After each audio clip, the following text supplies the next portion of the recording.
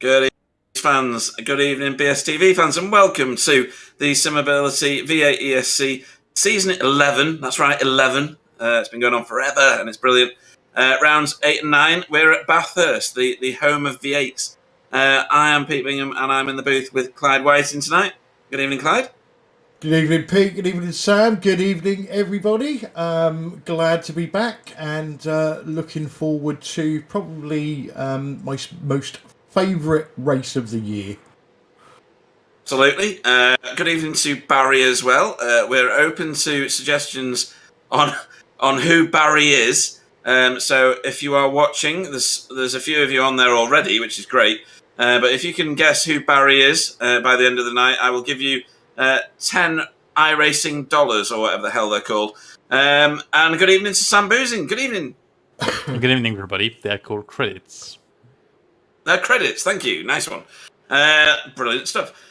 Sam will be keeping us all like technologically advanced and legal. Don't know why, but the resolution on my iRacing tonight is amazing. So I've got everything in superb detail. I've obviously clicked something I shouldn't have done.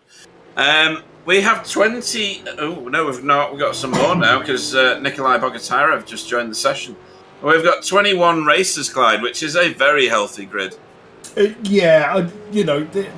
This league, as you said right at the start there, it's been going on a long time. We've had our ups, we've had our downs, but ultimately we've got a hardcore of racers that they just want other people racing these cars. They will give them as much help as is possible because it's not an easy beast to tame, especially round here, Pete.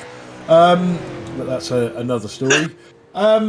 But yeah, 21 cars, fantastic grid for tonight, and I'm really looking forward to some really close racing. We're almost guaranteed to get it, looking at the names that are in here. We have, I think it's one new boy, which is Stuart Brown. I don't know whether he's on track at the minute. Is that Stuart? I think it might be. I don't recognise that name, but welcome, Stuart. There's a few others that I thought I didn't recognise, but then I did when the fog of war had lifted.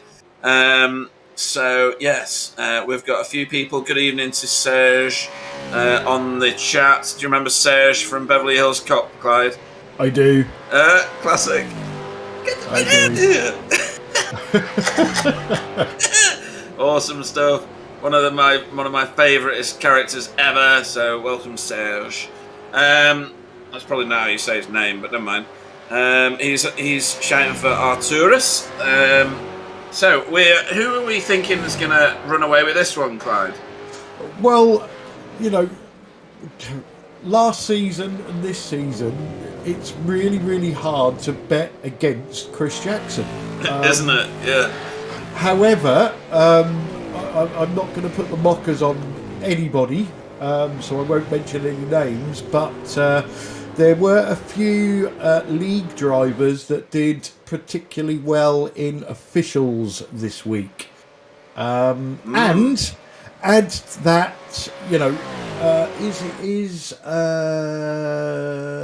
our favourite Scotsman's not here, who usually laps the whole field, so that keeps the win open.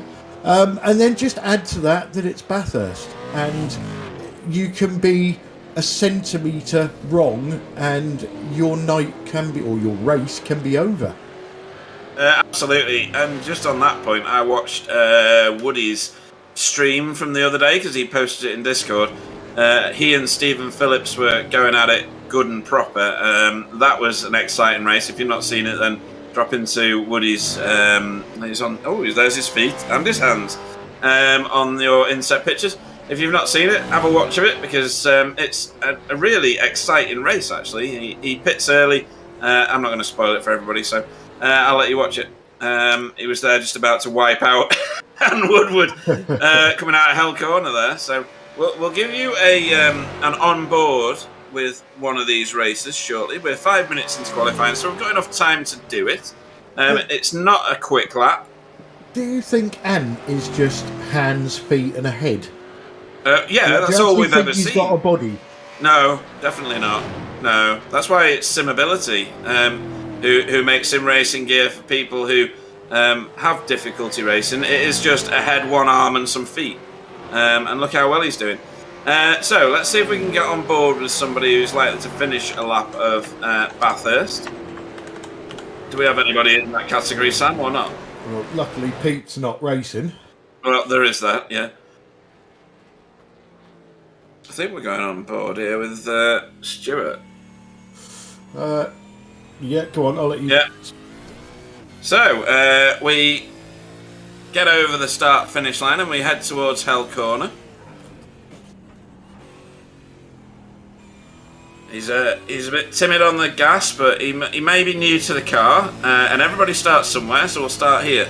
Up Mountain Straight we go. You want to stay about in the centre of the track, just going over this hump here, because it gets a bit uneven. You're braking at about the 100 mark there, and third gear, tipping it into Quarry Bend. This is turn 2. Avoid all the furniture around the place. Well done, Stuart, for not hitting the wall, but he's parked it anyway. We need another victim, please, Sam. This does happen quite a lot, folks. So we're approaching the last corner here with... Who is this? Oh, it's Ant. Right, so he's done enough practice. Or maybe he needs a bit more, Clyde. And if you finish better than 10, I'm killing you. That was class. Oh, that was funny. Right, next Only hope victim. his old teammates Adam right then. Yeah, let's try Adam, BSTV boy himself, making his way to last corner here. I can never remember what that thing's called. Is it Murray's? Yeah, it's Murray's, isn't it? Yeah. So, let's try for a third go. Adam Wright even into Hell Corner. Good God. One good commentator required. Up Mountain Straight again, stay to the centre because it gets a bit bumpy, the left and right. And especially if you're in close company with other racers. At the 100 mark, give it a bit of brakes. Third gear into Quarry. Hold the inside, let it roll out. You're alright getting on the rumble strip there, that's fine, just don't hit the yellow brick wall. Follow the yellow brick wall, right, now we're into the cutting, and we're making our way up here. There are a number of turns through here that are not really named. Before you get to Griffin's, which is this right-hander just here. Then you go through Reed Park, and then Sulman Park is this dip, which makes me crash. The infamous lap 50 crash was there, wasn't it, Clyde? Don't know what you're on about. Then we make our way around through McPhillamy and then over Skyline, and then we go through the Dipper, which is this bit here. Stay close to all these walls, but don't get too close, like Clyde said before, because you may end up deader than a dead thing. Then we got Forest Elbow here, which is a really tight one. It's easy to drift out into that outside wall, or get too much wheel spin and spear off into the left-hand wall. And then we're on to Conrod Straight, which is probably the most exciting bit. You can have a sandwich, maybe a pint of beer, read a bit of a book before you get into the chase, which is this next section after that little right-hand kink there. And then round this, which is the chase corner. Ooh, that's a bit strange from Adam. That's not going to record him any decent laps. And then that's the end of the lap. And we're not going to do it again because, why would you? Pit lane entry here is pretty much lethal, isn't it, Clyde? It's got more turns than the track, I think. It's not pretty, is it? We've seen a number of drivers in the past get caught out entering pits. Evening to Marco Namela. Yes, he does still live on the chat. And Mark Draper as well. Just one for you, Pete. Funny thing happened this week. Mr. Draper, we was talking about paints, and he said, "Let your creative juices flow." So that could be interesting on Wednesday. Yeah. Oh dear. That's all I can say to that. So, Stephen Phillips of yesterday's Ant Woodward's stream leaves the pits with the two BSTV boys in hot pursuit. We're 10 minutes into this now. Near enough, yeah, 10 minutes in. To this qualifying session, and your provisional pole man is that man, Chris Jackson. With Tony Kloosterman in second place, provisionally behind him. Both in the standings and on track, I think. Couldn't see the number as he went. Oh no, he's in front of him, sorry. Tony's in front of Chris there, giving him a tow around the track.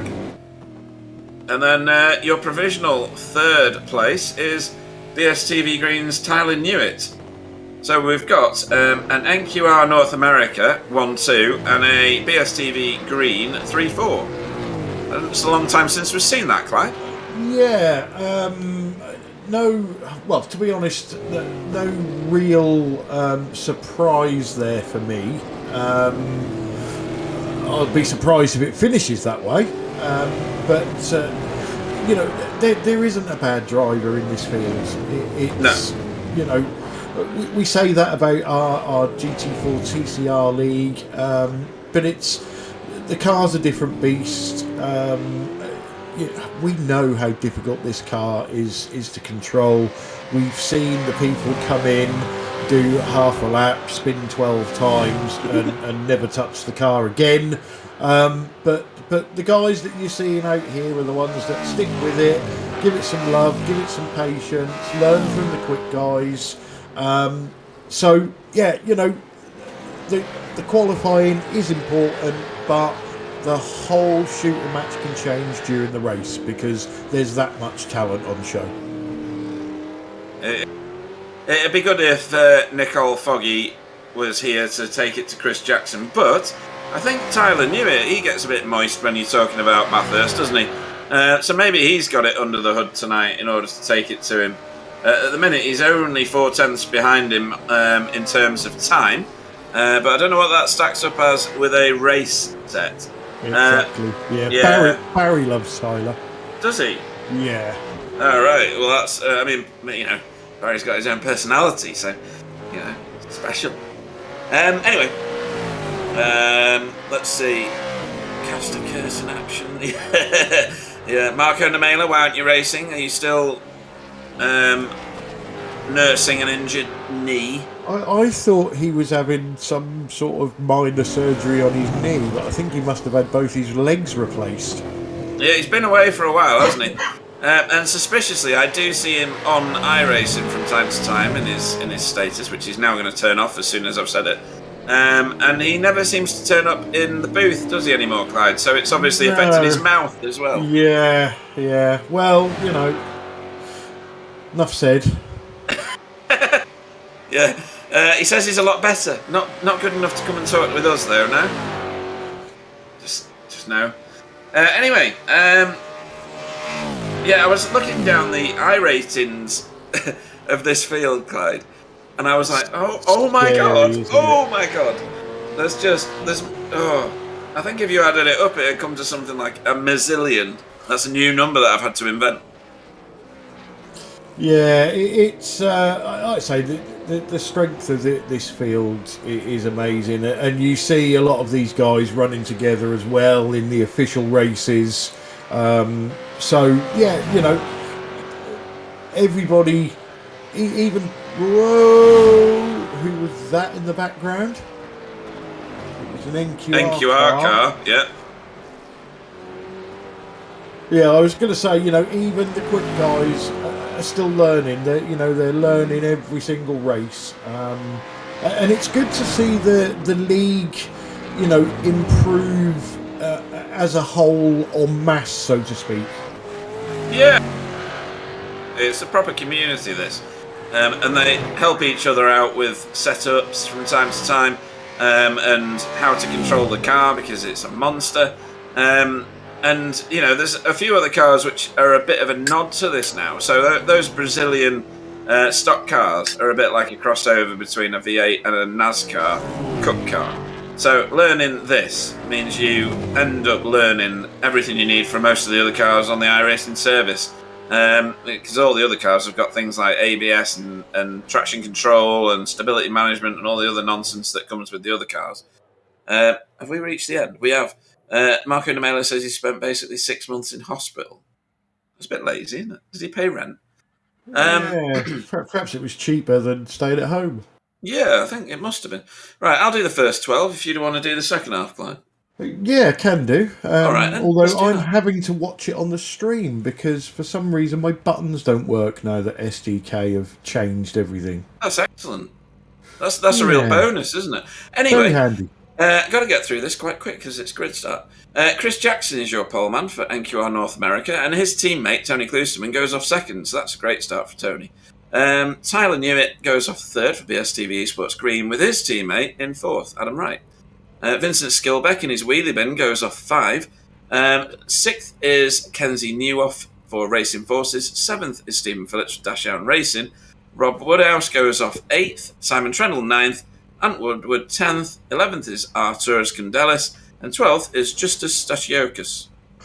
Nice. Hey. 13th, Ryan Walker. 14th, Dan Dracier. 15th, Stuart Brown. Jamie Wilson, 16th. Andrew Hoffman, 17th. Miro Haraski in 18th. Nikolai Bogotyrev in 19th. Ivan Bowman's in 20th. And JB Dejoux in 21st. And we are nearly ready to go on the 30-minute sprint race. Yeah, just a reminder, we've got a double feature for you tonight. It's a sprint race followed by 30-minute sprint race, followed by an hour's feature-length race. I don't know that we've done this here before. We usually end up with an endurance race at Bathurst. This is a bit of a different beast, this one. So it's going to be interesting to see the tactics that are involved with getting round here as a sprint. Yeah, and I'll tell you the other interesting thing. Reverse top 10 for the feature race. Oh, it's not always an easy track to overtake on, is it? No, seeing as... Oh, we're away. We are away, sorry. Chris immediately trying to cover off his teammate Tony Klusterman. See if we can all... Oh, there's an NQR round at the back. That can't be Ant, surely. Dropping down. It's Nikolai. Ah, okay. Right, so first time into turn 2. Oh, too wide here. That's never good round that turn at the beginning. Not a lot of grip right there. I think that was Jamie. No, that's Simon. Sorry. You know it's Simon because he's in front of the other Chimera car. Oh dear, that's funny. That's another tenner you owe me, Simon. Yeah. Right then, so as we were at the top 4, and then we've got Vincent putting quite a lot of pressure here on Adam. Adam's a wily character though. How did they not crash there? Well, Vincent had to get right out of it, and now he's lost his boot lid. Once this has calmed down, I want to see that from Vincent's front bumper cam. Yep, definitely.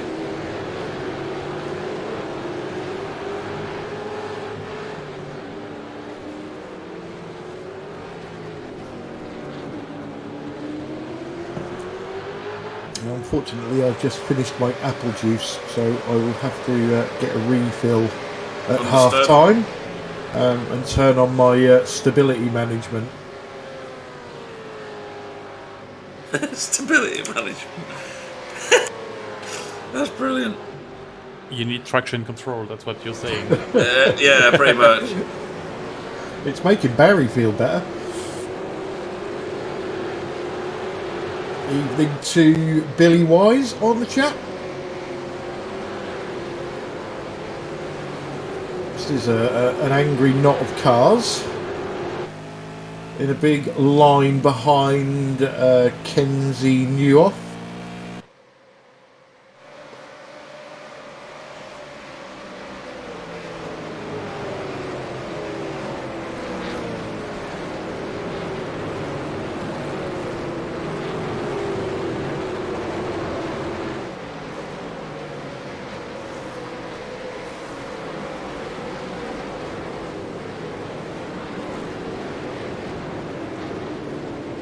I was going to say, I thought I saw tyre smoke. That was Simon Trendle.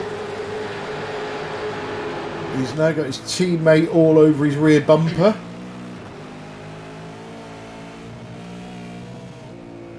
Yep, Jamie's definitely honing in. Sorry, I had to reset all my cameras so that I had the same camera as Sam. No, that's fine. Thanks for the subscription, Serge. Nicely done, Serge. It's totally not his name, you know that, don't you? No, I know, yeah, but he's now. Yeah. Get the fuck out of here. People soon learn that they can't come on here and have their own name because they'll get one anyway. Yeah, it's true. Simon Trendle is mega loose. That was class, wasn't it? Just us. Must be looking in his rearview mirror going, oh my god, I'm going to die. See, interesting that not everybody gets into the toe of the car in front. They like to have a view down the track, don't they, for this particular bit. I hate going down Conrad Straight and not being able to see the turn-in for the chase. You know, those times that I do actually get around the track that far? Yeah, I think I'd rather not see where I'm going round here, if I'm honest. Yeah. Is that Dundrace here on the outside of Arturus or Woodhouse? Oh no, that is Arturus, isn't it? The black and white car. He's up 2 places, isn't he? He's doing alright. Going well.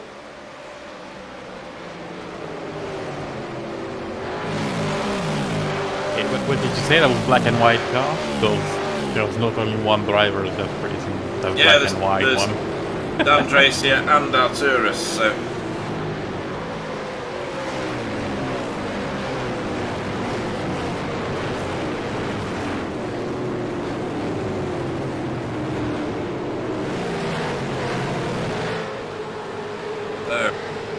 I only got a face full of trees for quite a while just then on my cameras. Ooh, this is getting a bit tasty in here. Two Chimera cars. Simon Trendle went past just us there and almost opened the door for Jamie to follow him through. Something that happens quite a lot in this car is follow through.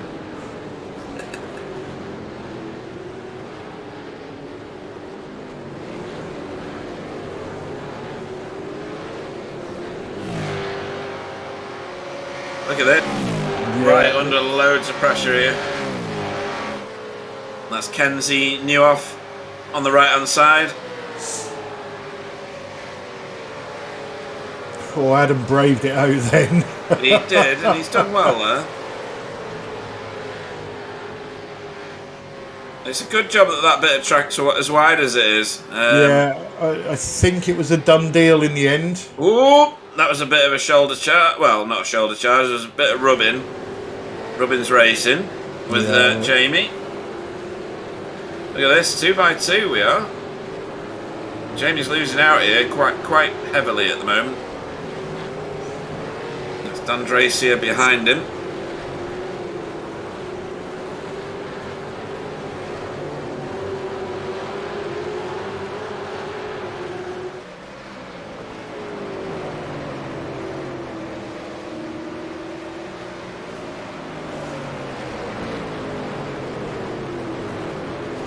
Okay, let's watch the start back.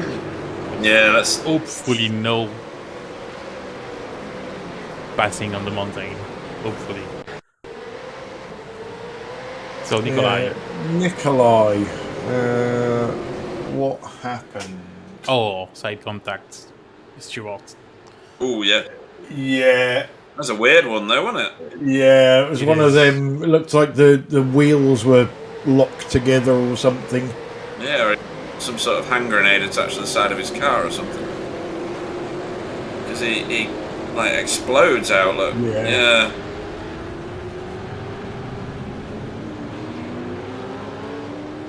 And now let's try to look at Vincent. Yeah, this is the one. Yeah. So he's gets right into the back of him. Close. Woo. Holy cow! Yeah, how he didn't spin him out is unbelievable. I don't think he actually made any contact with Adam at all. Not even a zero contact. Who's this now? Kenzie? No. Yeah, Kenzie. Oh, this is from Kenzie's view, right? Okay. Whoa. Oh, it was Stephen that removed his boot lid. Yeah, I nothing really Stephen could do about it, was there? Vincent was slow after making contact with the wall. Yeah. But Vincent's still up there in 7th with half a car. Yeah, I don't know that it's going to like impede him much. Sometimes we've seen bits of cars disappear, but it doesn't have any impact on the actual driver. Like night vision with no headlights. Yeah. Where is Ivan?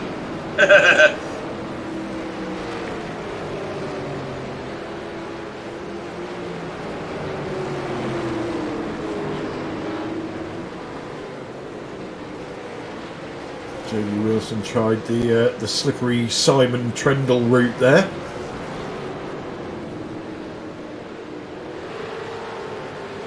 Yeah, and seems to have disappeared up the road, and Jamie's not been able to do the same.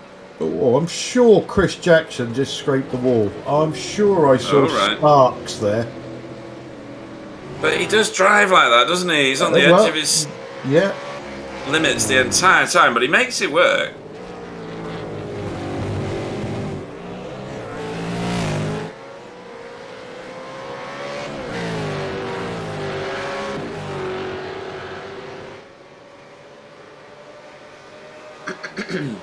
So where are we? Coming up on 10 minutes in, so that's a third of the way through this sprint race. Let's have a look at who's... Big breakaway, isn't it, from the top three? It really is, yeah. They've given themselves a 5-second gap. And nobody's moved forward massively, have they?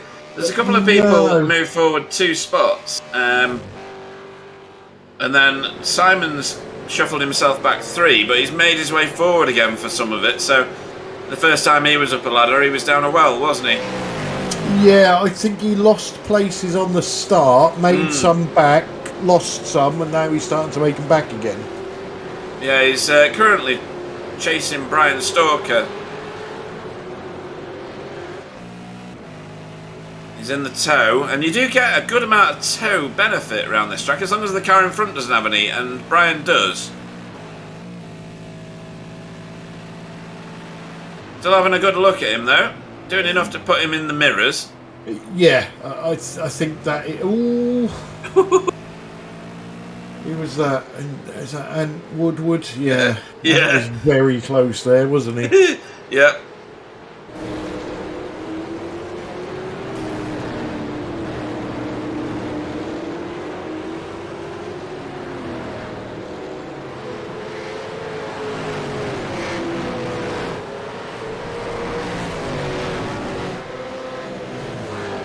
Bit slow on the inside. I'm gonna say chaos. I heard crash. Yeah, I think that might have been Jamie. It was Jamie, but I think he had Stuart Brown involved. Justice, was it? Sorry, Stuart. Yeah, I think that was me getting it wrong. So I heard crashing. Yeah, here we go. Is this it?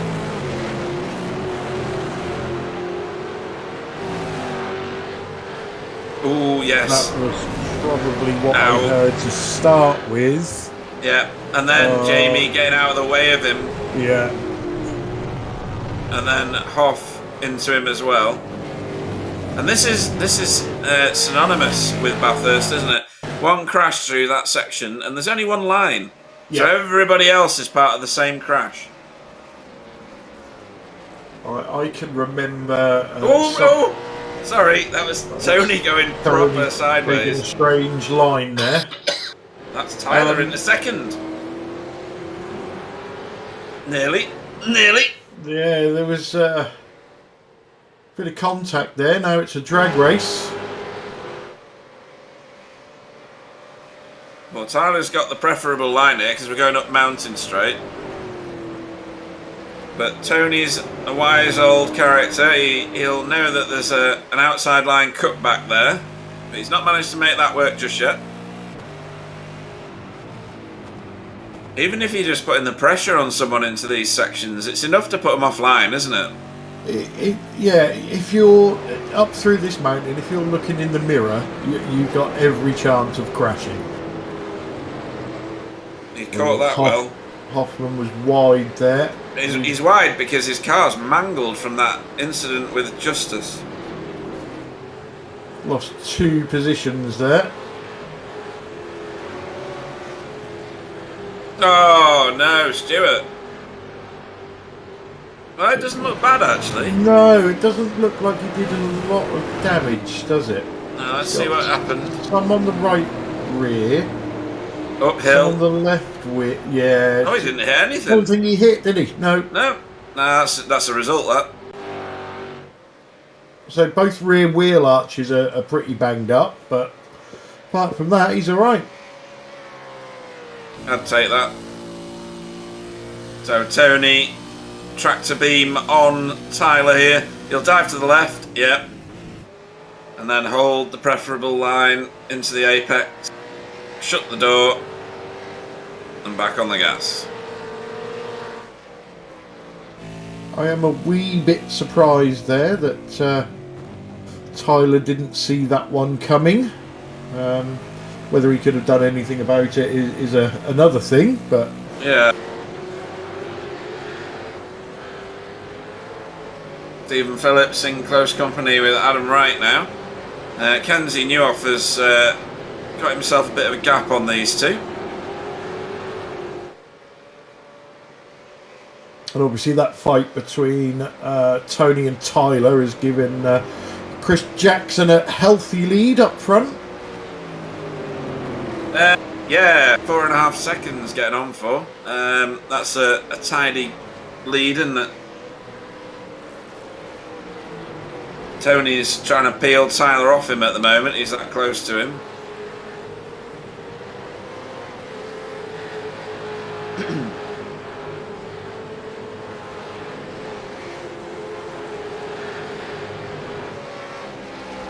So we're halfway through the sprint race now, Pete. It's got to be Chris Jackson's to lose. Oh, who's that going slow? That's Justice. I think he's cheating because his car looks about 3 foot shorter than it should be.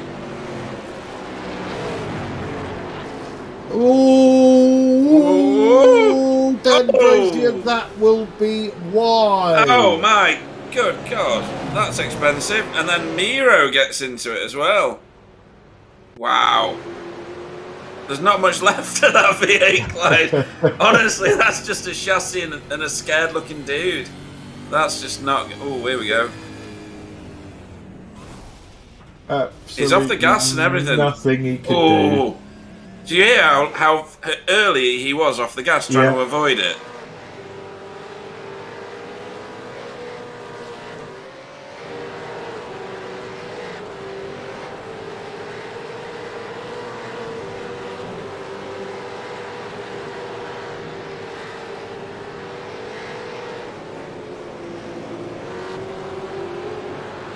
Stephen Phillips getting ever closer to the back of Adam Wright's car. Yeah, and as we said, they're not really dropping Vincent Skilbeck, are they? Even though he's only got half a car. Yeah, but if you look at Stephen's car, the front of it is caved in.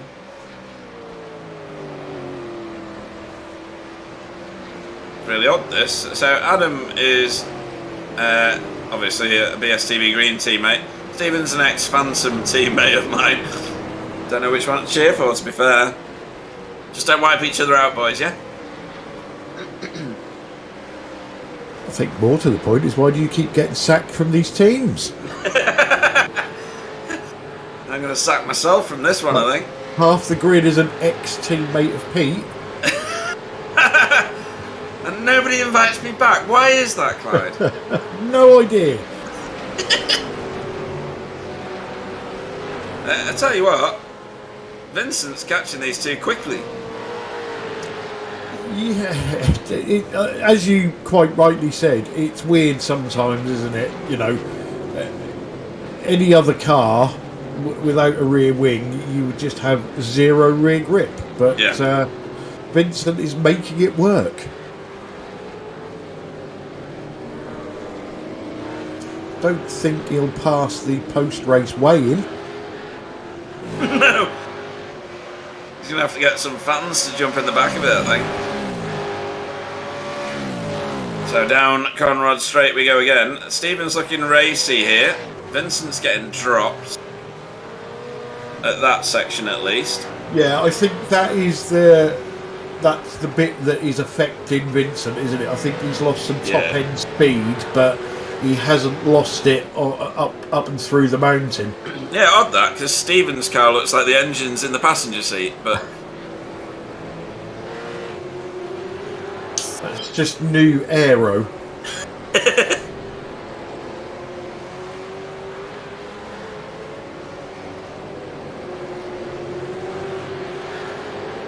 So off we go again with these two.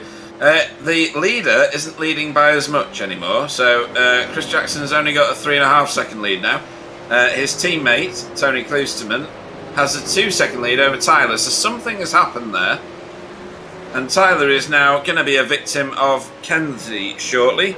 I think Tyler must have had a moment somewhere, Clyde. Yeah, there's nothing on the event viewer.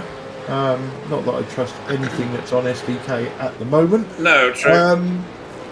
But yeah, you know, Chris Jackson is in that lucky position that his lead is big enough that he only has to drive at 99% rather than 100%. Yeah. As we all know, you don't want to back it off any more than 99% because then you crash. Yeah, well, yeah. But yes, he doesn't have to wring everything out of that car on every lap now. No, I was going to say that before when we were looking at Tyler and saying there was nothing on the event tracker. Generally, if there is something on the event tracker, you're either doing really well or you've just destroyed your car. So if he's had a little bit of a moment somewhere, it probably hasn't registered anything at all, has it? No. It may have just been a loose moment, a sideways moment, no contact anywhere. But yeah, it's definitely got Kenzie back into that last place on the podium battle. Yeah, definitely. And he's closing a bit quicker than I would like as a BSTV Green supporter. Meanwhile, Stephen Phillips and Vincent slowly stalking Adam Wright. Yeah, I think Vincent's trouble, like I say, because I believe he's down on top-end speed, which is really where all the overtaking gets done. It is outbraking somebody after a long straight into a corner, and the two in front of him are pulling away down the straights. But by the time he catches them up, there's nothing he can do through the corners. Racy. Or you could just do what one particular Spaniard did in my official GT4 TCR, whatever you call it, IMSA race today, and send it from a roughly 3 weeks back and wipe out the guy that was actually leading the race, and then he won it, which was annoying. There you go. How many times does that happen? Honestly, he was 6, maybe 7 car lengths behind and just let it roll and wiped him out. But anyway, back to this. Stephen's definitely getting a bit interested there. Different lines into the dipper. Look how close they get into the walls. Unbelievable.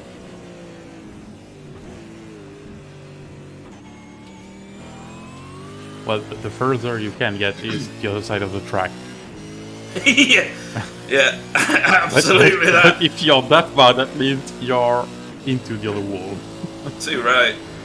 And this has got to be it now. This is the prime opportunity. We are 22, nearly 23 minutes in. 7 minutes of this to go. Stephen Phillips wants a piece of this, but Adam's taken that massive defensive line. Yeah, there is not a lot of grip on that outside line. No, I no. say that from experience. Do you say that from spitting bits of gravel out from between your teeth? And it was nothing to do with the car being on the inside.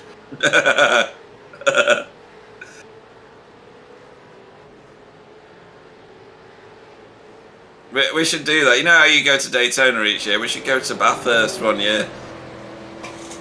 It's on my bucket list. Is it? Yeah. I'd like to go as well. Yeah. I need to grow a mullet though, right? Yeah. It'd help. Yeah. Business out front, party out back.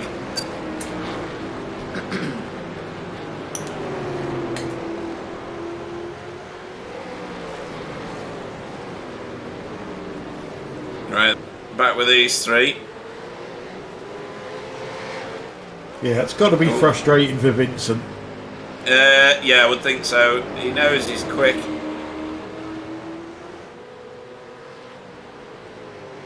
And he's a couple of places back from where he started after not hitting Adam earlier.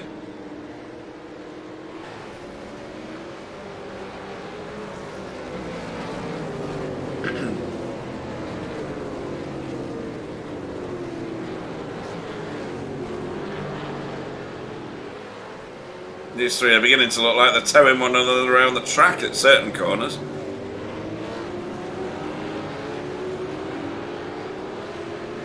And then you've got Nikolai and the Hoff pretty close together still. And Kenzie has caught Tyler. He caught him a while ago,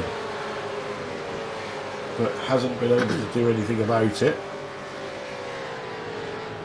Even trying to do something with that outside line, but like you say, there's nothing going on there, is there? Too slippy. Yeah. Oh, but this might work. This is it. This is on. Oh, he ran out of momentum.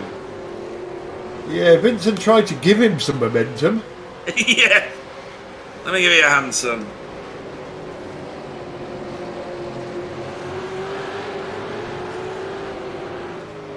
And look at that. Arturus Condelis joining the party. And the Hoff and Nikolai exchanging notes and letters as they pass one another. Big sweeping line from Nikolai. Both these two were sideways, or the back end was sideways at least. Went out of the cutting.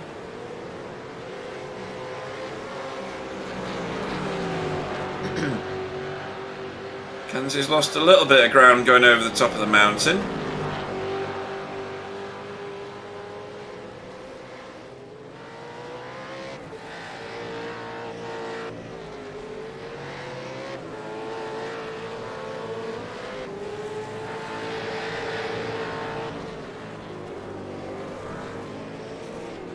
Caught him up by the time he gets to Forest Elbow.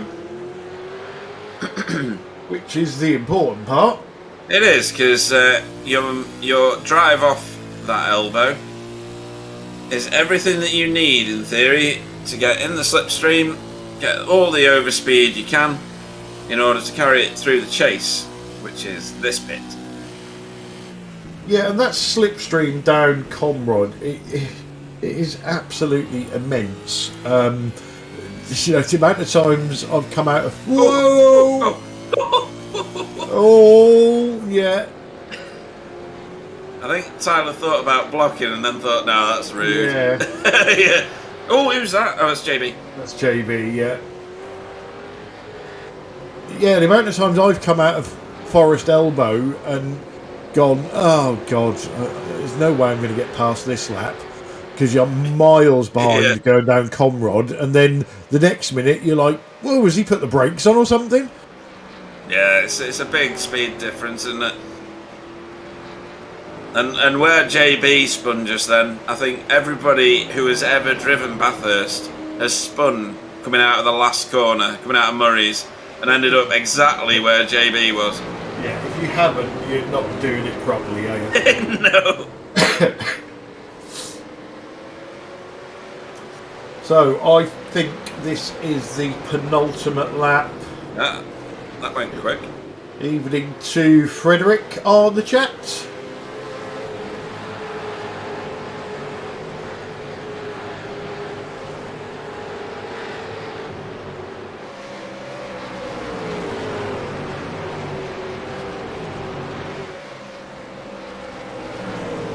Tourist was a bit closer earlier than he is now.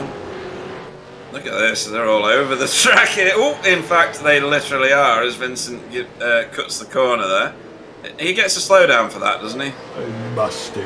Yeah. So our tourists may end up with a freebie here. Well, I don't know because they're still in the twists, aren't they? And yeah. Oh, he's pushing him round the corner.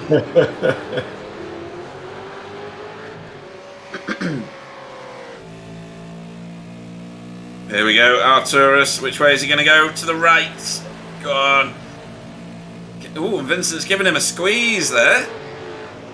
Yeah, Vincent's just got no top end speed there. No. Although he's making it look like he does. Whoa, Arturus. What happened there? That was a bit strange. Well, I think there was contact. Oh, right, okay. We need a different view on that one then, a different camera angle. See that overhead just to see if anybody moved.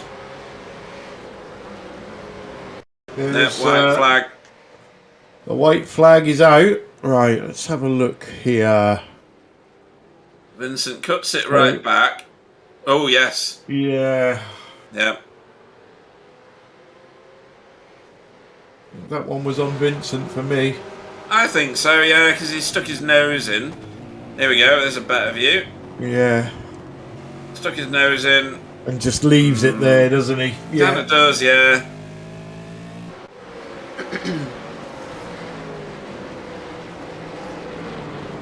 So he's got a bit of a NQR train behind him now. Here we go, Tyler and Kenzie. Last lap antics going over the top of the hill.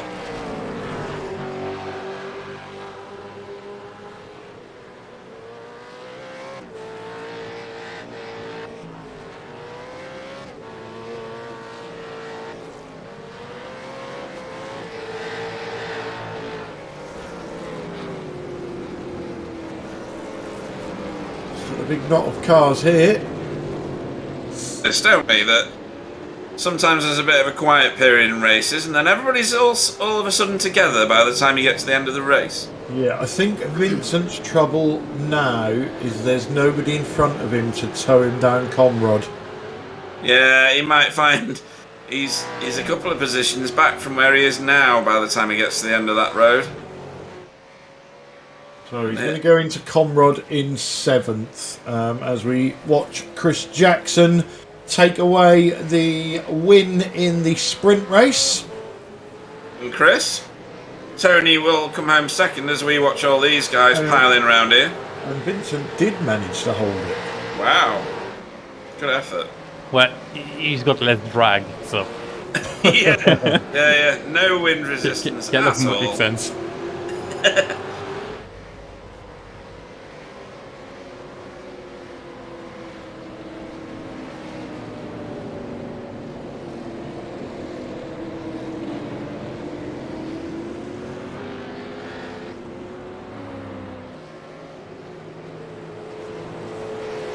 So, full of antics. That's Arturus giving a bit of a bash to Vincent, I think. It was friendly. It was friendly, was it? Yeah. Not surprised, if I'm honest. No, it's fair. It didn't crash like a madman. You just, give him a big flag. Give him a nudge. You push me out. so that's fair. How many people are doing the jump at the end of the lap then? Here we go. No. Oh no, he's slowing. No. I think he hasn't finished yet. So that's probably why he's not doing the jump. That's right, it's a 42-minute lap, folks. In fact, on Wednesday it will be, won't it? Aren't we at Green Hell for the GT4 TCR? Yes. Oh dear, I've not done any laps yet. All right, then that's the end of that session. I'm looking forward to Sam's track guide. And here it's going on 158. Okay, so race 1, sprint race, won by Chris Jackson for NQR North America. Teammate Tony Kloosterman in second. Kenzie Newhoff for Racing Forces in third. Tyler Newitt, BSTV Esports in green in fourth, and in fifth Adam Wright, BSTV Esports green. Stephen Phillips came home sixth. Vincent Skilbeck with a very fighty race in seventh. Rob Woodhouse in eighth, and Woodward ninth. Ryan Walker in 10th.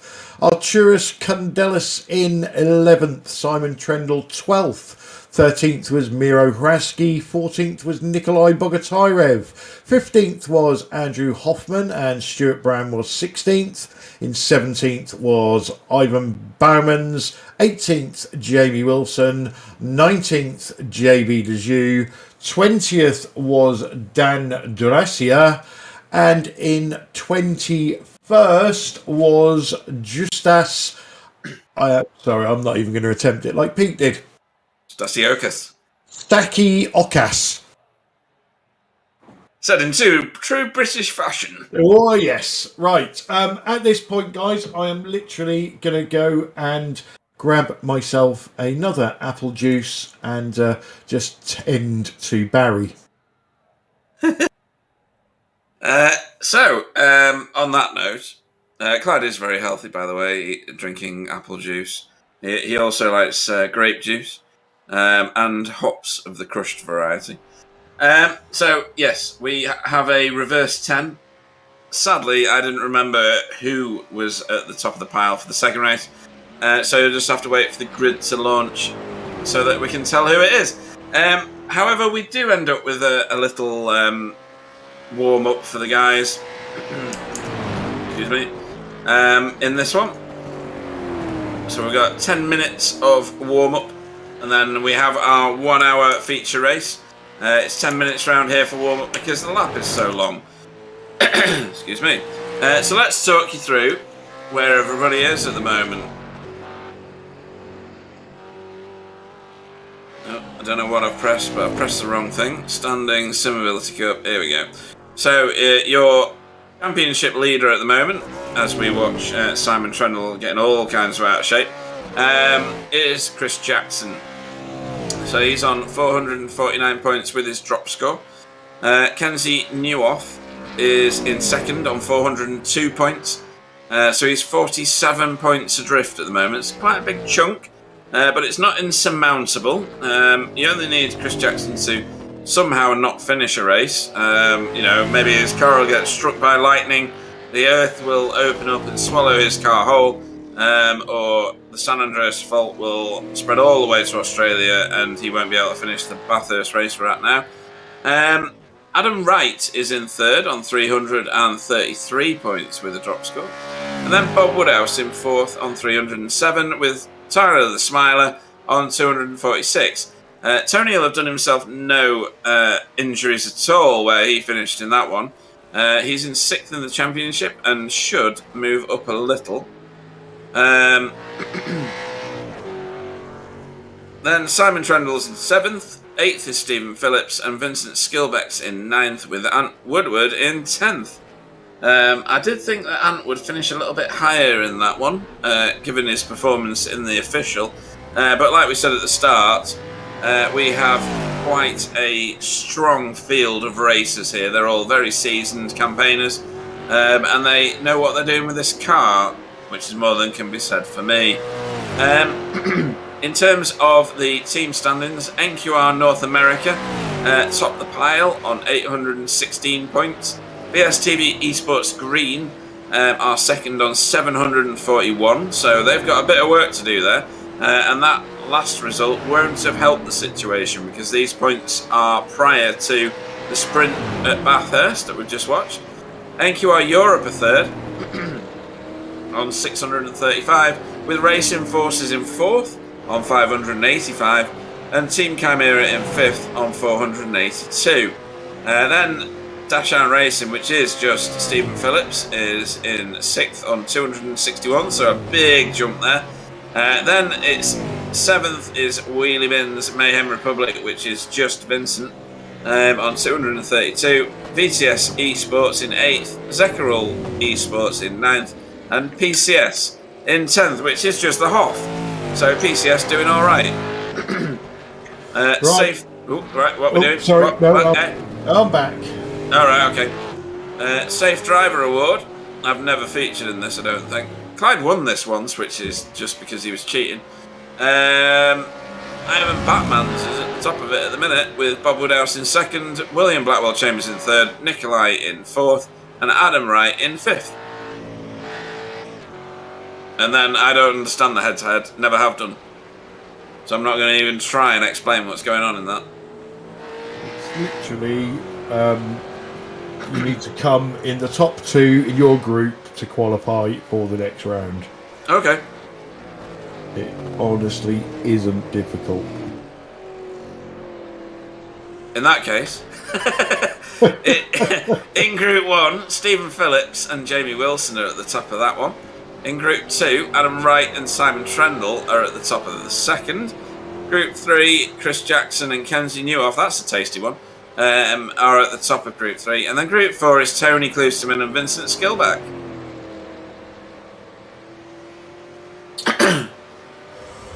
So, funny thing happened today.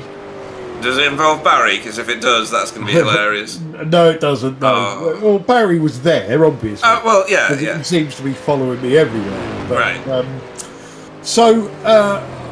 In my man cave, I like to sit in front of the window because I like a bit of fresh air. And sometimes when the wind is in the wrong direction, you know, like today, gets a bit chilly because I sit there in my underpants or my shorts and my legs get cold.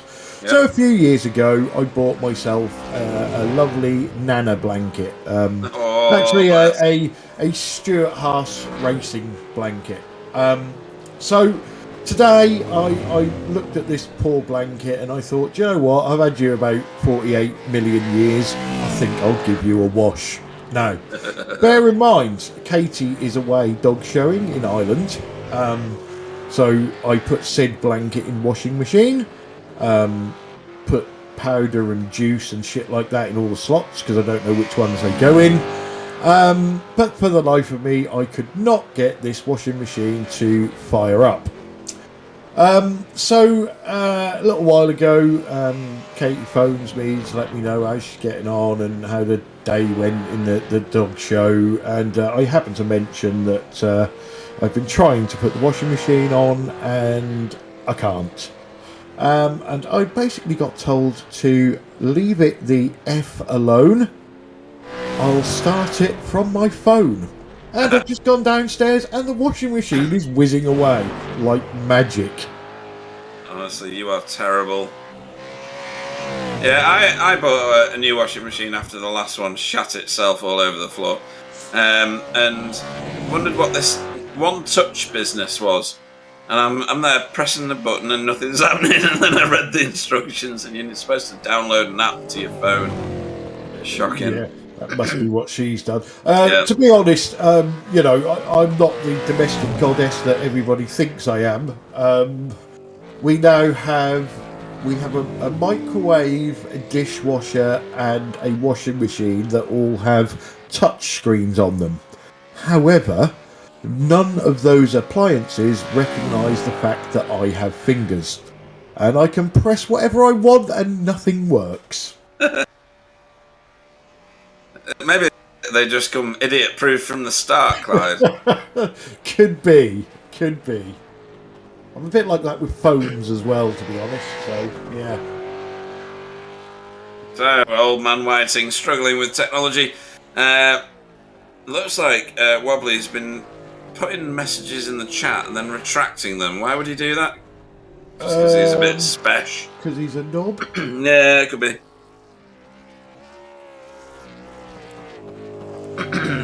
Excuse me.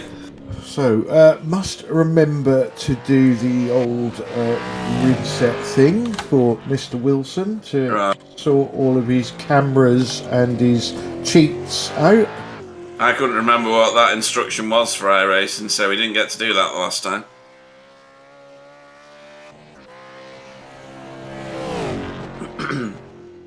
Well, it should be, hopefully. Well, you got about 1 second in order to do it.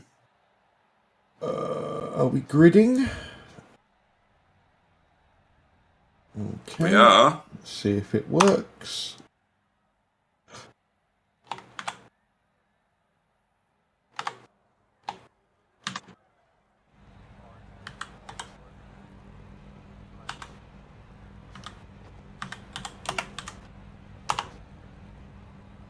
No, it's not working.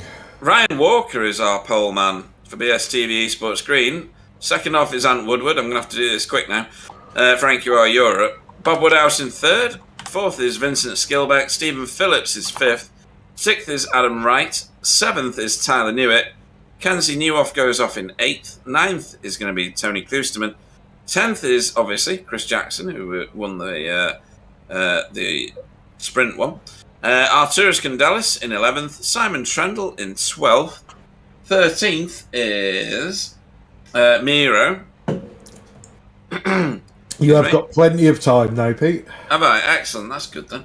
I shall speak slower as a result. No, that's just silly. 14th is Nikolai Bogotyrev. 15th is Andrew Hoffman. Stuart Brown goes off 16th. He's doing all right in his first race out. Ivan Batmans goes off 17th. Jamie Wilson off 18th. JB Dejoux goes off in 19th. Dandracia in 20th. And Justus Stasiokis in 21st.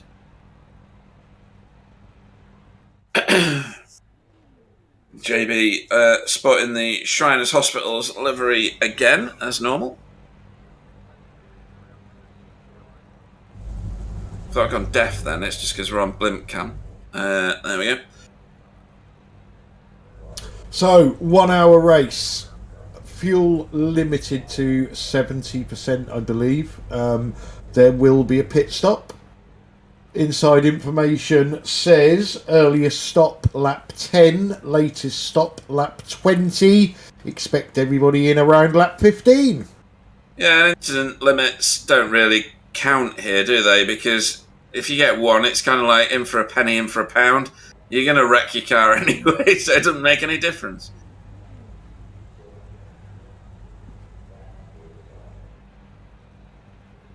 Is Brian Stalker the most nervous person on the track at the minute, Clyde? Without a doubt. Yeah. Without a doubt. Why is the grid like 10 minutes? It's 2. Almost 3. We go. We're off. Right then, this could get a bit messy by the time we get to turn 2, folks. So just don't look away for now.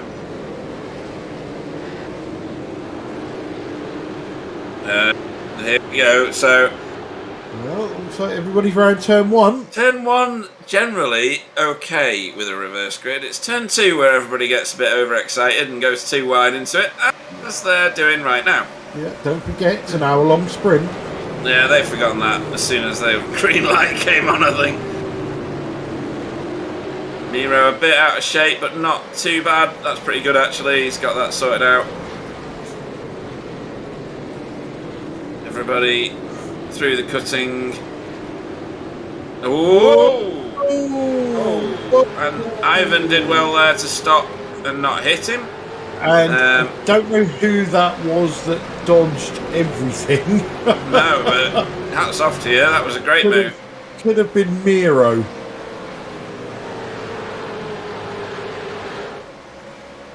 Jamie's inset camera shows the excitement firsthand as everybody piles down through the dipper.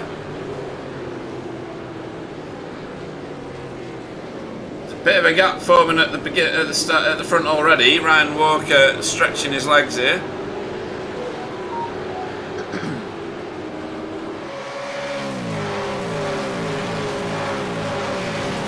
And then Chris and Tony playing the long game, I think, because they're not exactly scything through the field yet. Well, to be fair, it's an hour-long race. You don't have to do everything in the first 2 laps.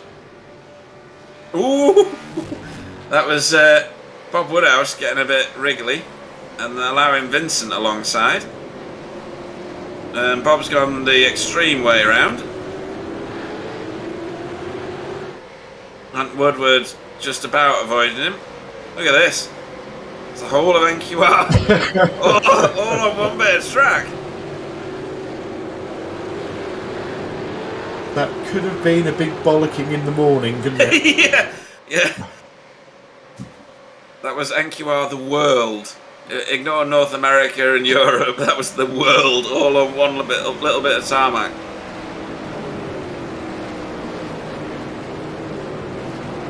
And Bob Woodhouse getting shuffled to the back of it. Ooh, there's some big gaps formed already. Oh, Ivan must have hit. Forgotten who it was now. Stewart, I think it was, wasn't it?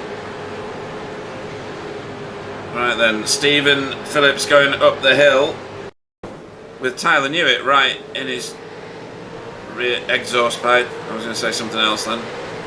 Arturus, what's going on here? Oh, Arturus!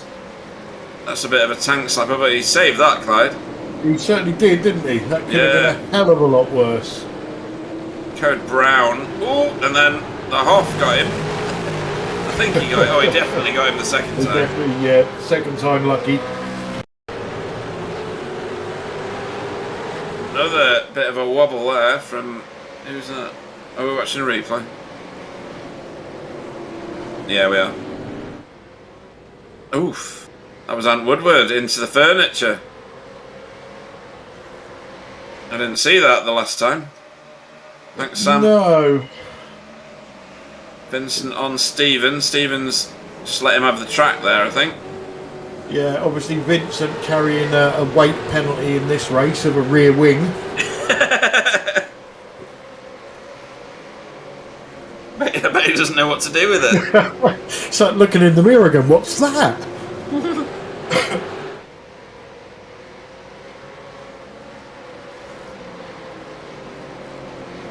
Ryan Walker has got himself a 2.5 second lead. What's going on here?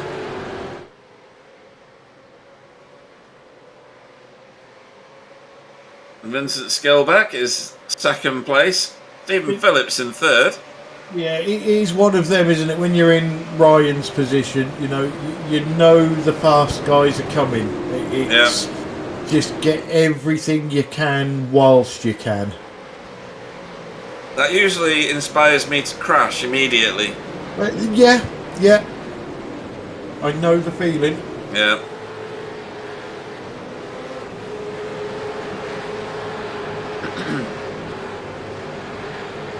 So Tyler now sets off after Vincent. Yeah, Tony and Chris up 2 places, but that was literally could have been a little bit of multi-21 because that was going past Ant Woodward and Rob Woodhouse. Invited the whole of NQR to go past him at Murray's, and then the bit that we didn't see the first time was Ant Woodward hitting the wall. So he's let his 2 North American teammates through there.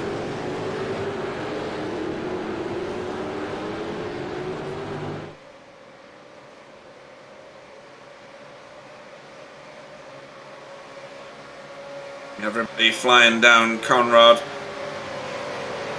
The speed that you feel when you are sat behind your wheel with triples, just in the zone, is immense going down there.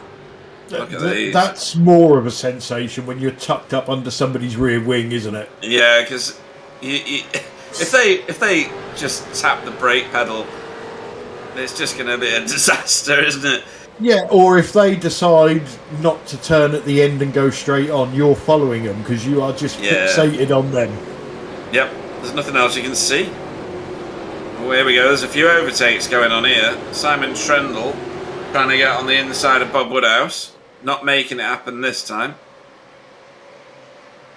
Kenzie doing something with Tony that Tony's not happy with. Yeah, don't quite know what that was. It'll be worth a replay if we can, Sam, of Hell Corner with Tony. Ooh, a bit of sideways there from Simon Trendle. Here we go. See what happened here. So, well, he's off. What? Well, there was nothing in that. But then he came across the track. There was a little bit there. Yeah, I think that's all it was. It was Kenzie coming across the track and into the side of Tony. This will show it better. Here, he's got to. He's off the track. He's got to come back on the track. Yeah, which he is now, and then he continues to move over. Yeah, there's not much in it, though, is there? No, I think he was just drifting, wasn't he? Yeah. So, back to... It's where you need a horn in these cars, isn't it? Can you imagine? You'd be deaf, wouldn't you?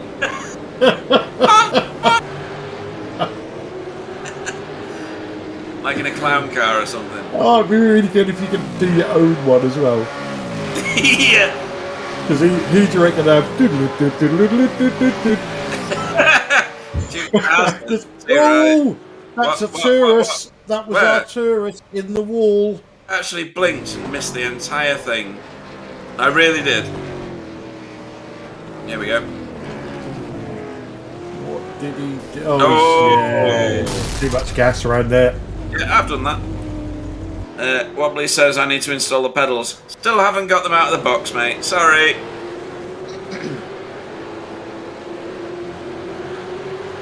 And Simon Trendle, his rear wheels must be made of ice. Because he spins them up every time.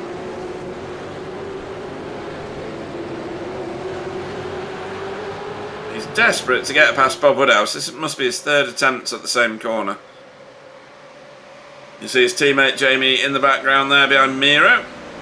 And two wide, Kenzie and Tony.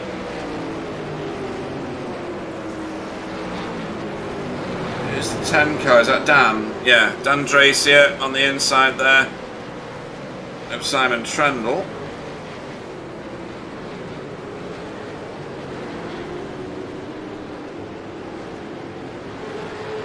Nickel taking the wide line into the cutting.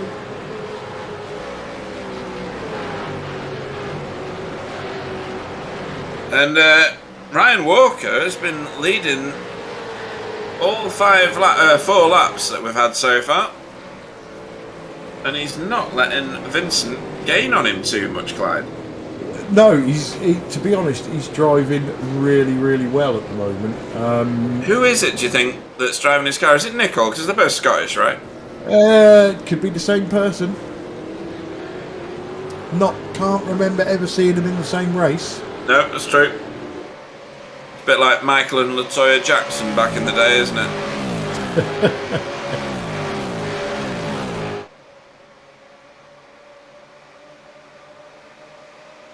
But he's got Vincent Skilbeck, Tyler Newitt, Stephen Phillips, Adam Wright, Kenzie Newhoff, Tony Kloosterman, Chris Jackson.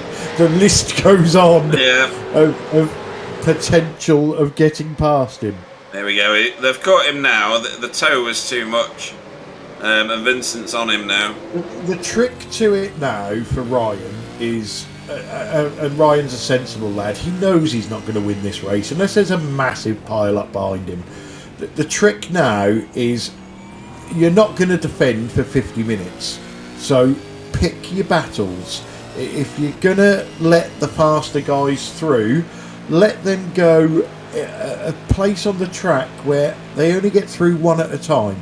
You're not going to compromise your line and your lap speed for it. Yeah. And it's quite a difficult thing to do. The difficult thing is slotting yourself back in between two fast cars, isn't it? Because generally they're nose to tail going around corners, so there's nowhere to drop back into. Ooh, is that Jamie going a bit sideways? A little bit anyway.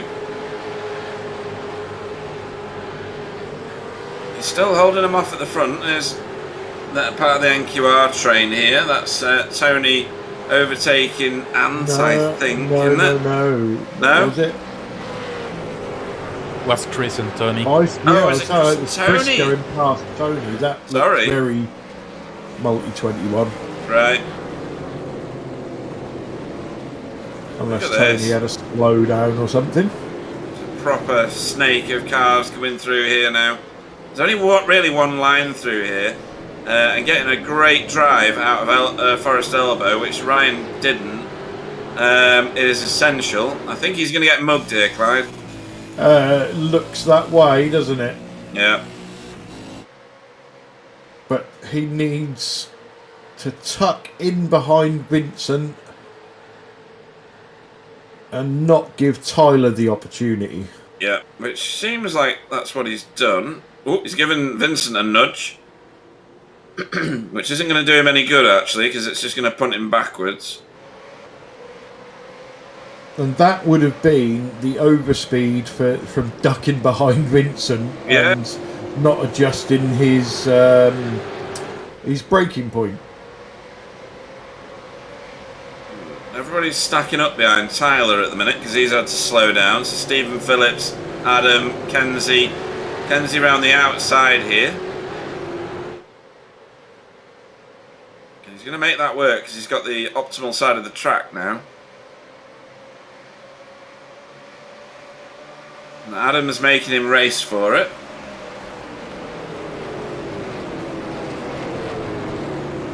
And Adam ended up in the tow behind the other cars, Clyde. So he managed to tow his way up the hill, These two are still going here. It's Miro and Jamie again. Yeah, I think Jamie's got it done this time. Yep.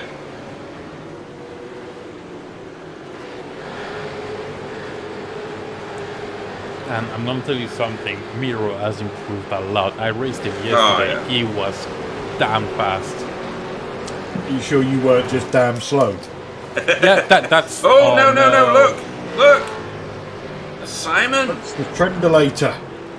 And it looks like he's put his car through a crusher. It's definitely a lot missing on the left. Oh, hey. Oh, but all his fillings fell out.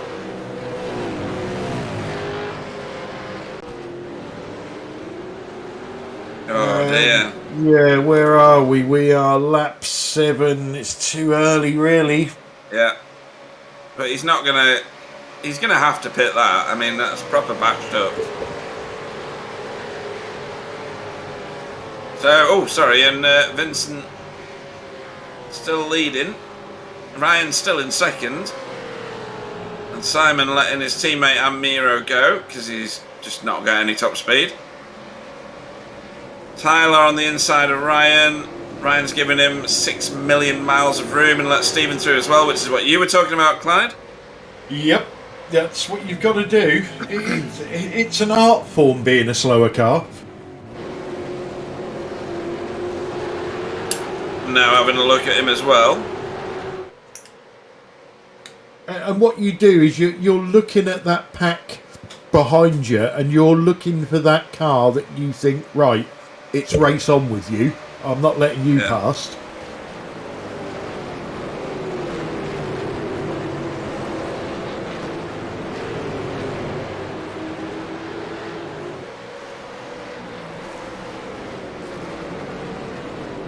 I mean, he's doing all right here, isn't he? I mean, we're how many laps in? 8. This is the 8th lap now. And he's still in 4th. Yep. Yeah, he's just got to keep it together. Yeah.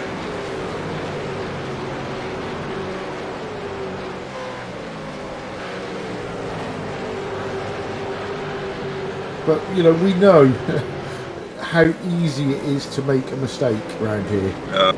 Just a millimetre offline, carrying a little bit too much speed, or, you know, getting in someone's toe and forgetting that it lifts the downforce off the front of your car. All of that is it's just margins of nothing, isn't it? Yeah, and you know, you can have an awesome race of 59 minutes, and on that last lap. Yep. Oh, that's a very slow moving. Is that D'Andresia? Or Arturus? Because Arturus is still in the pits. Of course. What's happened here then? Oh, he's turned him and then stopped to let him go again. Yeah. And that's the kind of sportsmanship driving that we kind of expect now, because turning other cars. Sorry? Turning other cars. Especially if it's speed or wobbly. Well, there is. What do you mean? Why am I in a sentence with wobbly? What's that about? Well, because there are financial gains for drivers turning yourself or wobbly. Why? When did it happen with me? When did it happen with me?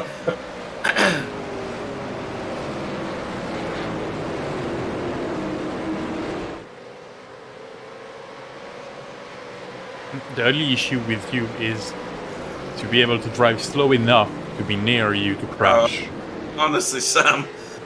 Sorry, Pete. So bad. So bad.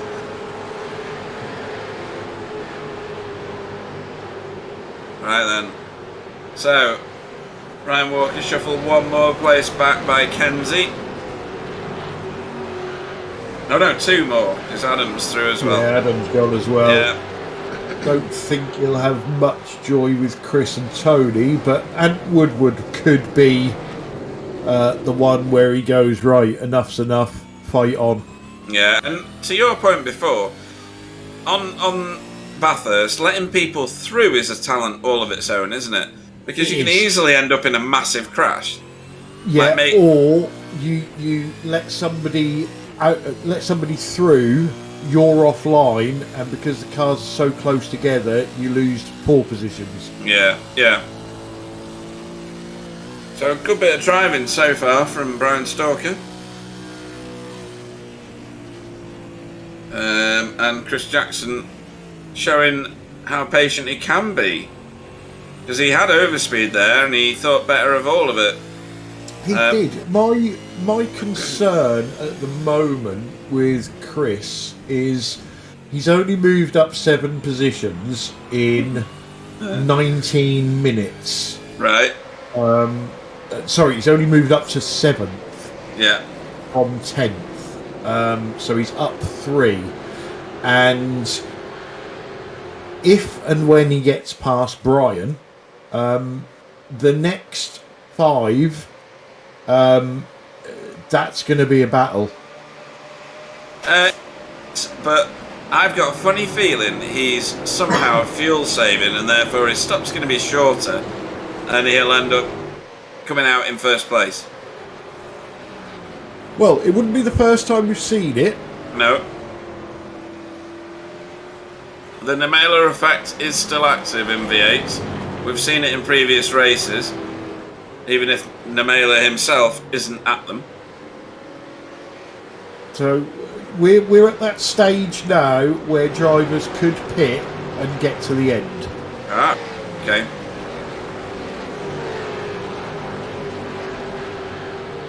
And just to give you an hint, that's basically where people started to pit yesterday in the officials, near lap 9-10. So we might see people coming right now. How many laps were the officials, Sam? Yeah, I thought it was a different race lane. 21 lap. It was a bit shorter than this one. Yeah, so we're probably going to go 29, maybe 30 on pace. Yeah, the thing is, with the start of the race, you're really racing up people, and I thought of yesterday, the tires were way better on the second stint than the first one.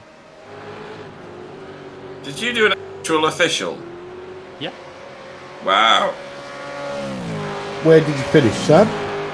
9. Out of how many? 8? I think 17 or something. I finished just behind Tony, in front of Miro, just because Miro spun on the last corner.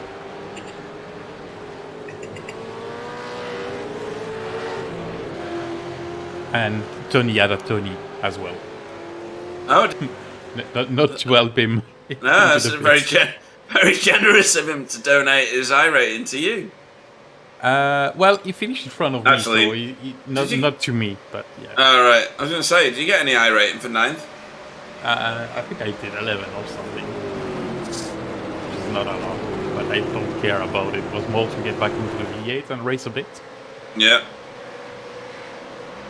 But as we know, we don't have a proper cameraman except me, so I Well, need to do... Yeah, I need to learn it. I know. Well, the way SDK is at the moment, Pete, I wouldn't bother. No, true.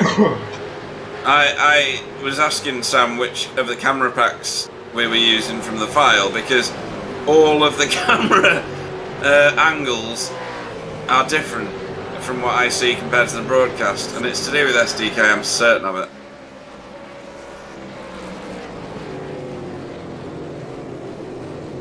I'm hoping they've had many complaints about this new build, which has basically stopped you from clicking on anything unless you are a broadcaster. Which is not a bad thing when you're live, when you... Well, No, but I do like, I can't get the timing tower up, I can't get the track map up, which means I can only look at what Sam is putting up, rather than if Sam's got intervals up and I want to look at gaps or something like that, I can't. Yeah, it's a bit awful at the moment. it's an attempt by car 11, which is now car 1, on Kenzie, and it was a failed attempt. Is that Tony? Yeah, Tony's peeled off to the pits, Clyde.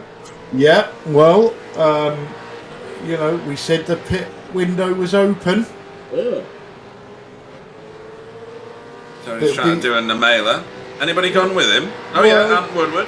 Be interesting to see what Chris Jackson does. Are they properly splitting strategy? One going short, one going long? Or, you know, are they not working together with pit strategy? You know, did Chris just see Tony peel off behind him, so now he's going to come in this lap? I But think there's 3 NQR cars in. there is, and I thought for ages that they all shared the same setup. No. But apparently Chris Jackson has this undrivable setup that only he can drive. Yes. So I suspect his pit strategy is unique to that setup as well. And we all know, through Tony's own admission, that Tony cannot save fuel.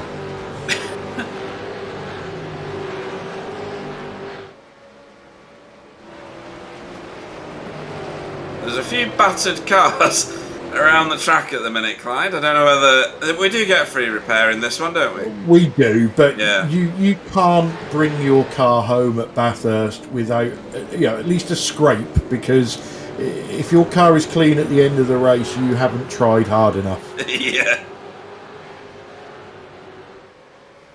Find that if you have 4 wheels on your wagon before the finish line, you've not tried hard enough. Oh dear, that Bob was Woodhouse. Rob Woodhouse, and he's just been in the pits. Oh dear, that's going to be terrible for him then. He's lost control on the outside wall, has he? Oh no, he's the inside wall. All right then. Well, yeah, he lost the back end, didn't he, and speared into the wall. Good spin. Right, here we So go. yeah, Kenzie, Stephen. and Chris are in. Stephen's in eventually. With a comedy pit entrance. That has got to be in the not the iRacing top 10, hasn't it? Can we see that again in slow motion, please? Sorry, Stephen. Shouldn't be laughing this hard. We need that funny circus music. Yeah.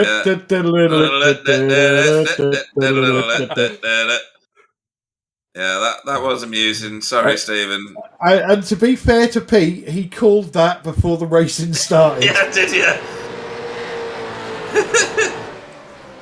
Oh, we're getting another go. Excellent. Yeah, he's just got too much speed there, hasn't he? Yeah. No, I can't see it. Yeah, the camera in the pit entry is a bit weird. Yeah. All the cameras Moving at on. Bathurst are weird. However, what I will add to that is if you're going to crash and total your car and you have a free repair, that's the place to do it. Absolutely right. Just not on the pit exit. Because you've got about 20 minutes of driving around this lot at 1 mile an hour. So, at the front here, we've got Vincent Skillbeck under all sorts of pressure from Tyler. And Tyler loves this track. He gets very, very moist over it, as we said. And he's still... we're waiting on pit stops for the top 5, plus Ivan, plus JB. Well, you know... here we go. For the lead. Tyler is probably one of the better fuel savers. Yes, he is. He's really good at fuel saving. He nearly didn't have to fuel save anything because he was nearly airborne there. As Vincent peels off to the pits, so he and Adam go again. Now, we've seen this before, Clyde, and the people who stay out end up getting shuffled backwards quite quick. Yeah. Let's watch this again. Ooh, watch this. Curb. Bouncy, bouncy. It doesn't look as bad there. Yeah. It looked really bad when it was at full speed. I'm guessing that these guys are taking tyres. Now, we can see for definite there that Vincent is. Yeah. I know you can save fuel and shorten your pit stop and that sort of thing, but there's no substitute for new boots. You know, you hear in a lot of the American racing, they call them Dr. Feelgoods, and that's what they are. The new tyre build, though, doesn't always work like that, though. So Vincent is behind Kenzie and Chris. Vincent is behind Kenzie and Chris. Oh, yeah. Maybe I should shut up before I start saying something that I will regret. But who's that? Somebody's dead against the wall. JB. He's lost it there before. I could just about see his number. 621. Is he stuck? See, I've been buried in the wall there, and the front end of your car gets stuck in the railings or something. So he's overdriven that corner, and then bosh. The back end stuck against the wall. Doesn't seem to be, does it? Oh no.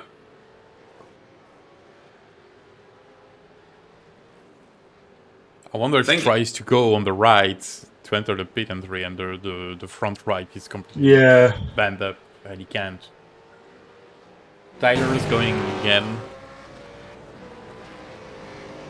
So Tyler is trying something totally different and dragging Adam with him. Yep. So we are on what, lap 14? Yep. Lap 15. Lap 15. Don't say yes to everything Clyde says, Pete. No, I shouldn't. We think that they can go to lap 20. Okay. Ivan in the pits. Ryan going through. But he's obviously behind Tony, Vincent, Chris and Kenzie. D'Andresia, Adam Wright and Tyler Newitt still to pit. Yeah, these guys are over a second faster than Tyler and Adam. That's not good for Tyler and Adam, really. And Chris Jackson has just done the fastest lap of the race.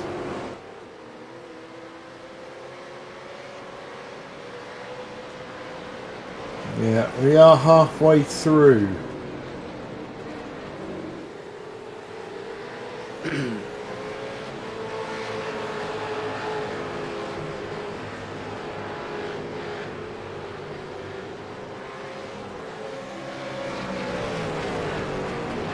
Taking a very, very long... Oh no, he's on his way out now.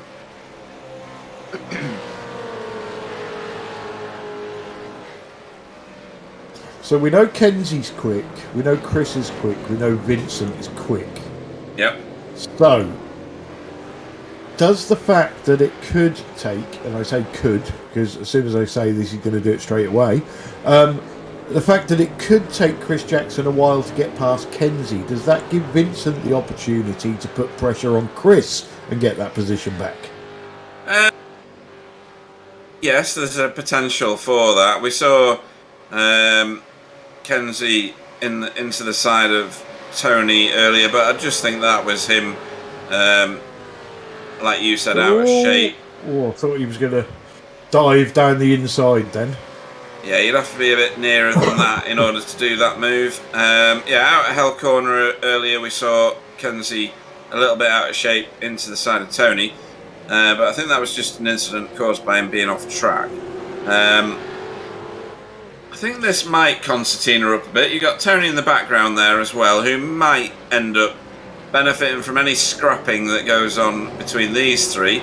Because Vincent is closing in anyway, regardless of what Chris is doing. Yeah, I was just going to say that if any of these three go side by side for a couple of corners, that's Tony back in the game. Yeah, I'd agree with that. Absolutely. And Tyler, Adam and Dan are back round again, I think. Still not pitting the car.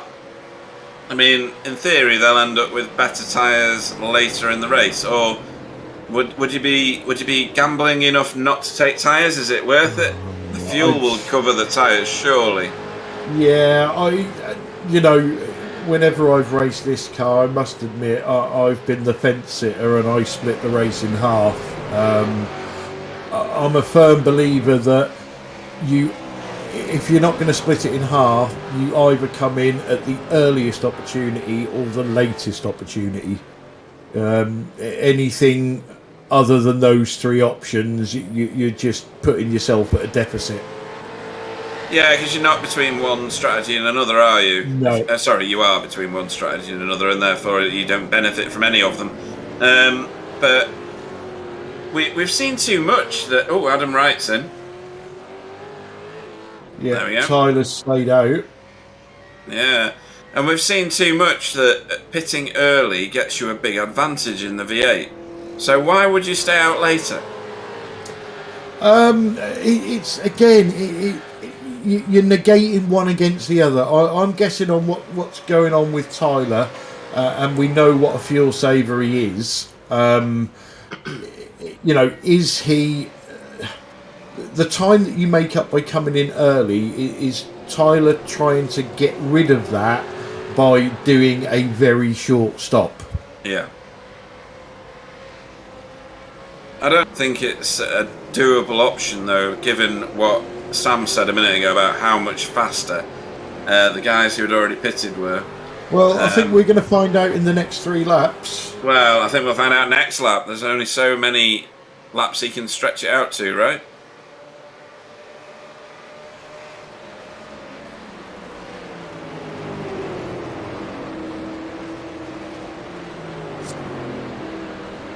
Yeah, I would think so.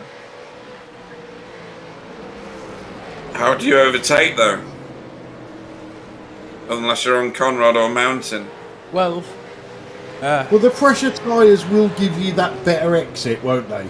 True. that's it, and you will have overspeed down the straight, but apart from that, there is no real opportunity to pass. Yeah. Yeah. That was Jamie having a look at Dan Dracier. Dan's on new tyres, which is why he's struggling up the hill at the minute. I'll come back to him, though. And just to add the final nail in the coffin from what Sam was saying there, the other downside is by pitting as late as possible, you're giving yourself minimal laps to get those overtakes done whilst you've got the better grip. Yep, that is absolutely right.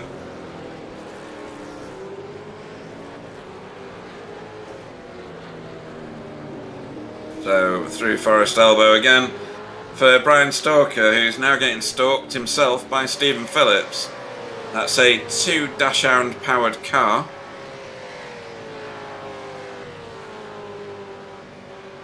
Yeah, that must add at least another 4 horsepower.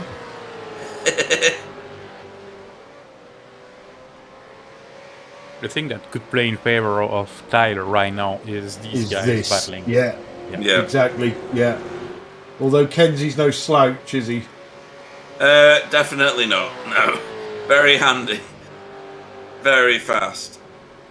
Well, last lap was almost equal between Tyler and the three other. 206.7, 206.8 for Kenzie Chris, and 207 flat for Tyler. So it's close. He's not losing that much. Not much. Dan Dracy is showing what new tyres do. Or fresher tyres, I should say. As he sprints past Jamie on Conrod.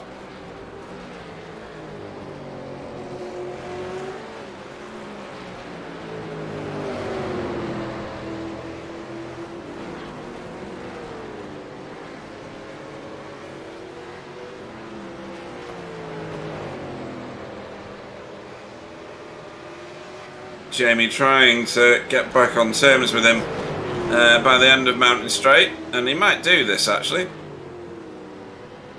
Yeah, I just think Dan's got all the boxes ticked with his fresher tyres. Yep. Only 3 laps, but you can see the difference. Loads though, isn't it? Look at it.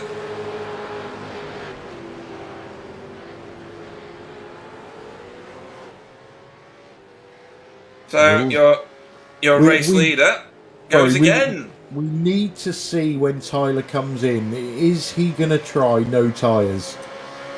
I mean, No, you're covered by fuel. There's no way to take tires, because tires only take 8 seconds, and we are looking at 15 to 20 seconds pit stop. So that's definitely tires. Yeah, but Tyler's not going to need that much fuel. Well, he's gonna need at least 50 seconds.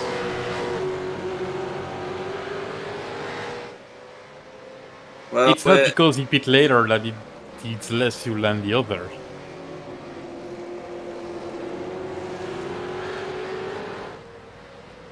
Well, what I get is we used to have a bloke called Michael Taliancic who used to fuel save his way to the moon in one of these things, and now it's the opposite way. Pitting early is now the advantageous thing to do.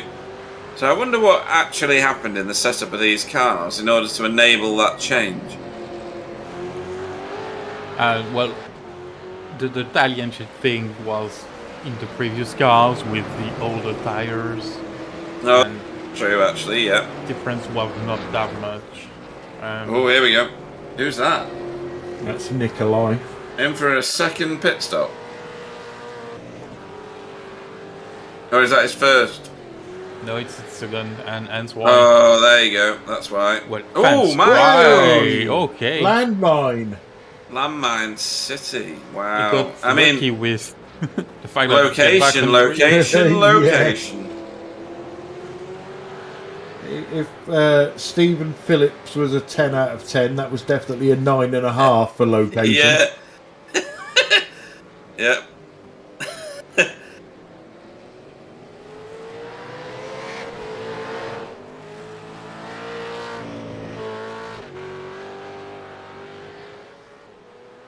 He's coming in. Yep. Here we go. Oh, no, he's No, not. he's not. Yes, he is. Yes, he is. No, he's not. Yes, he is. No, he's not. That's a fancy pit entry. I wonder if that's a penalty for unsafe pit and runs or not. I don't know. He's going to be hating himself if it is, because whatever strategy he's on, he's hitting his marks, clearly. That was hilarious, though. Well, he definitely got an accident point for that. That's sure. Yeah. Oh, yeah. I hope it isn't a penalty, purely because I want to see how this shapes out at the end. Yep. So here's everybody. So this is Kenzie, Chris, Vincent, and then Tony. They're all passing him. And then there's Adam and Stephen somewhere. There's Stephen. Very long pit distance. stop, 20.75. He's got 9 or 10 laps with fresh rubber. And I know he's in 6th, but he's not that far behind. No. He's just got to get there, get it done. Get there, get it done. Yeah, he's got 3 laps on his own teammate in front of him, and he's got 8 laps on Tony Kloosterman. in terms of tyre newness. That's what I'm going with. I don't care if it's not a word. So it's going to be interesting to see if he can affect the passes down Conrod, because he's going to have to do 2 cars a lap or something daft like that. I would guess Adam won't put up a fight. Yeah. I would guess Tony won't be able to put up a fight. Yeah. But then it gets interesting. Yeah, my bet is he will be able to get to Tony. He will get the job done, but then at the point he gets to Vincent, if he can get there, I do think he can. The tires will fall off, and it will be a bit more equal on pace on Kenzie, Chris, and Vincent. It's gonna start to be difficult for him to pass.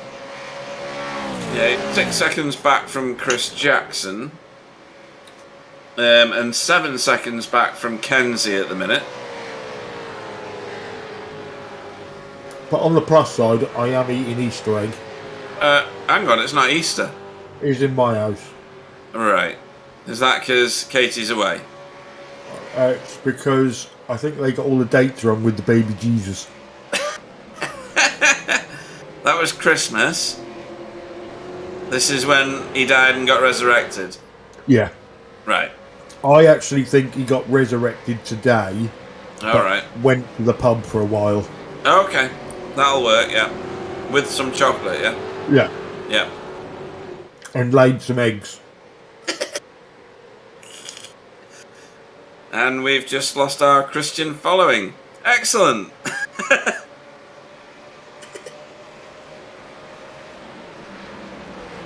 So, Kenzie Newhoff is obviously the new race leader.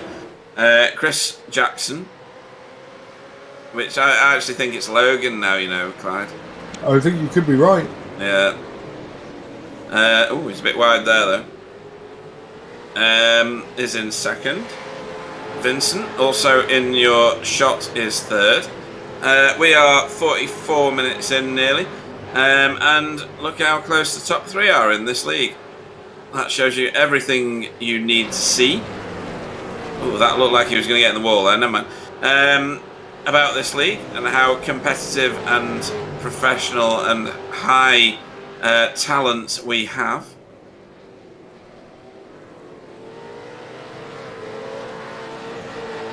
I do like your response to Vincent putting that Scops video up though the other day, Clyde. I thought that was class.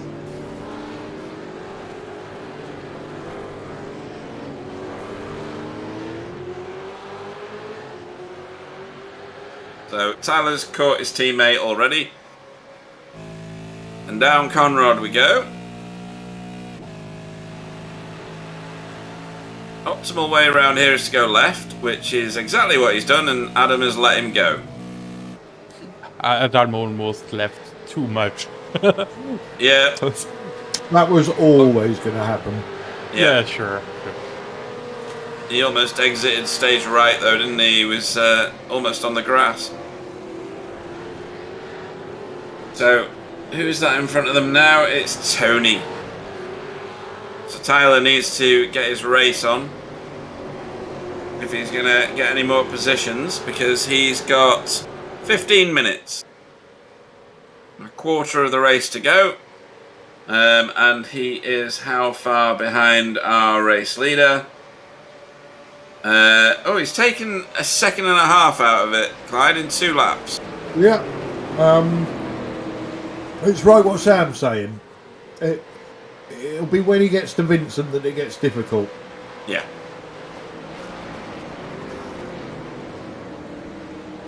But if he's got any extra life left in those tyres, he'll make it work. Yeah, it's like you were saying, the launch out of the corners is going to be better. His ability to brake later is going to be more enhanced than all the cars in front of him. He's got 3 laps minimum or better life in the tyres than those in front of him. Something going on here for Simon Trendle. Clearly the mechanics have been at work overnight on that car, because it was absolutely mullered the last time I saw it. And Bob Woodhouse in his car that he crashed after his pit stop is in front of Simon.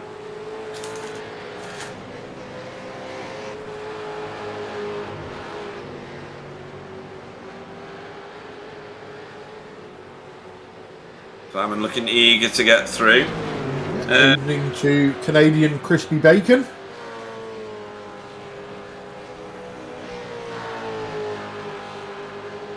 I still can't remember who that is. Nor can I.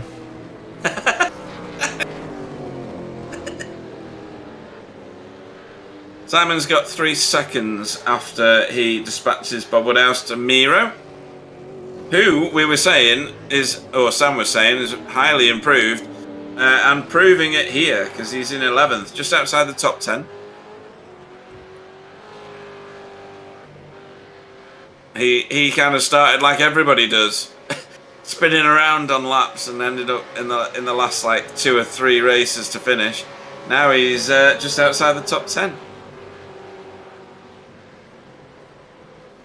Yeah, when you look down that list of drivers, you know, for me, the improvements that stick out are Chris Jackson. You know, he was Crash Jackson. Adam Wright, Miro Hraski, Andrew Hoffman, Nikolai Bogotyrev. Yeah. You know, just by sticking with the car. Yeah, and you've got the next generation sat down the bottom there, haven't you? JB, Arturus, Justus. They'll be in the same bracket as long as they don't get disenchanted with the car, and so many do. They just need to stick with it, and they'll end up, you know, tuning into it eventually. I'm still waiting to tune in, but there you go.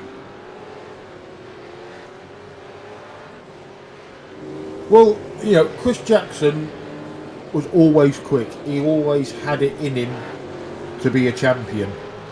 But it took him 10 seasons to cut out the silly mistakes. Yeah. I think we're about to see Tyler do Tony or shortly. He's certainly got a lot of overspeed here, and he's going to want to dispatch him quite quickly. Tony taking the obvious defensive line there.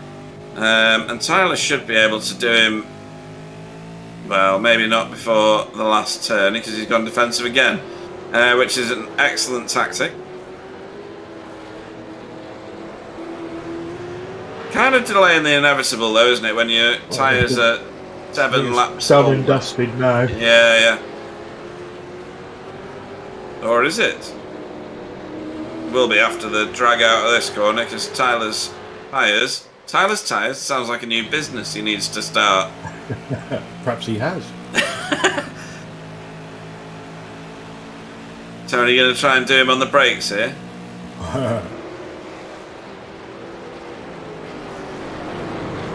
If he did try it, then it was pretty even, to be honest. And Adam's now caught him as well.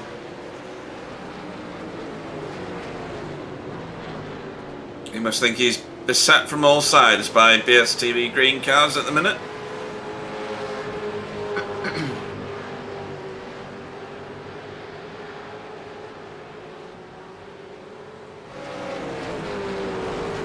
But you're right about Adam. He's certainly found his rhythm with this car and with all the cars that he's driving lately. Oh, and I've just cursed him. Sorry. Yeah.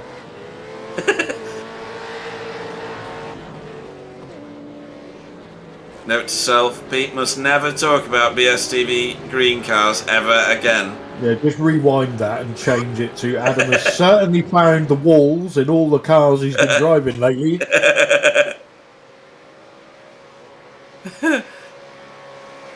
You will look like a genius. I know, yeah. Vincent's getting dropped by these two now. I don't know whether they've got the memo about Tyler being on a charge, but I think these guys are potentially safe. Tyler is what, 4 seconds behind these guys, and we've got 10 minutes, to go, or 9 minutes. There was the change for the lead. Oh, yes. Very well spotted.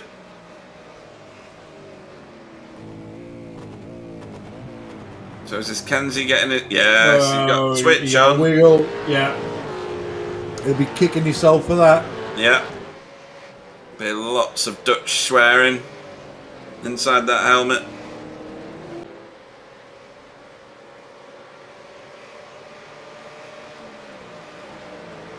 Do you think Dutch swear words are very, very long as well? All the words seem to be very, very long, don't they? Yeah.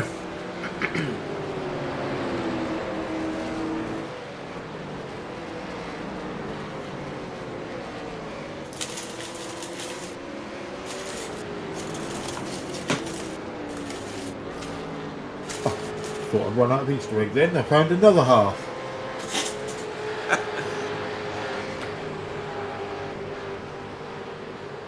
So, Tyler heading up the mountain. That was very close to the wall, but just accurate, I think. Oh, hello, hello, Oh dear. hello. Oh no! Oh my word! Is that Vincent? Yeah. I think he was just basically trying to avoid Chris. Yeah, I mean, there's JB there who's bailed out into the wall, and then all sorts of this happens. I mean, he didn't really hit the wall very hard, did he, in the end? But it's put him back 5 or 6 places. And it put Kenzie back into the lead. Oh, right, that's what happened. So, JB was a bit slow in front of Chris, was it? And then Kenzie got his lead back. Yeah, this is it here. So Chris got right up under the grill of JB. JB sadly ended up in the wall, and then this happened. Yeah, and I'm going to stick up for JB there. Oh yeah, as well. JB did nothing wrong. The mountain is not an overtaking opportunity. No matter how fast you are. It's an opportunity to sit behind and set them up out of Forest Elbow. Yeah, you should be admiring the craftsmanship of the car in front, really, shouldn't you? So, Tyler is 3.4 seconds behind Chris Jackson.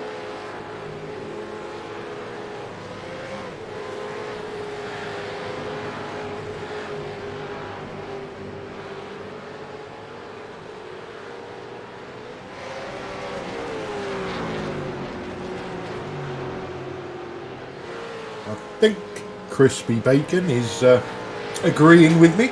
He is, yes. Yeah, saying JB did nothing wrong whatsoever.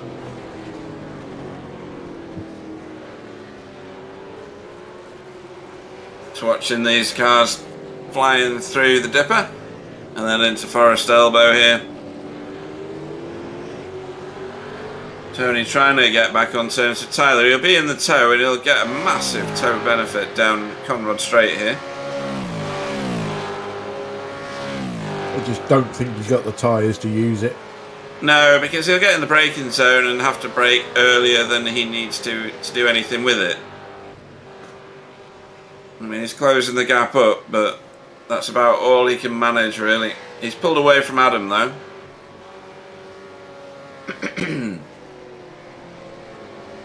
This is the closest battle on track right now. And the gap in front of Tyler has reduced a little.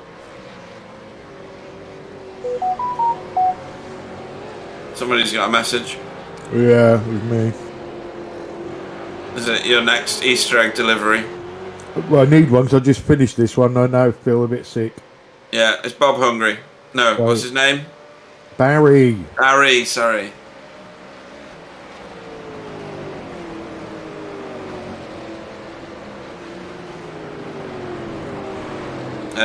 Canadian Crispy Bacon says, yes, for sure. Patience was needed, and in greater quantity than Chris exhibited there. Tony's sticking with Tyler now. And Tyler's chipping away slowly at Chris Jackson. But he's going to have to do it quicker than this. He's only got, I don't know, is that 2, maybe 3 laps? Yeah, That was... He hasn't got the time to get to Chris, I don't No, think. no, agree. From a team manager point of view, I would like to see Tyler backing Tony into Adam now. Tactic. He might not need to, because Sam's exclamation was Tony getting into the wall on the top of the hill. And I think that's to do with pushing. If you push too hard at Bathurst and your ambition exceeds your talent, then Bathurst wins. Or pit too early. Or pit too early, yes. Yeah, both he and Bob Woodhouse were the lap 11 pitters. Brian Stalker was in on lap 10.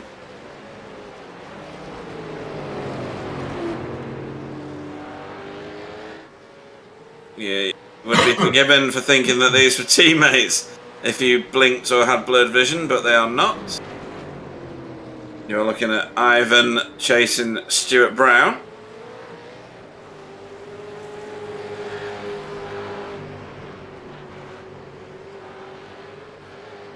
Stuart, oh dear. That was a hefty hit. And that was a bit of braking just at the wrong point. That could be terminal. I think it will be, yeah. That'll be meatballed at best.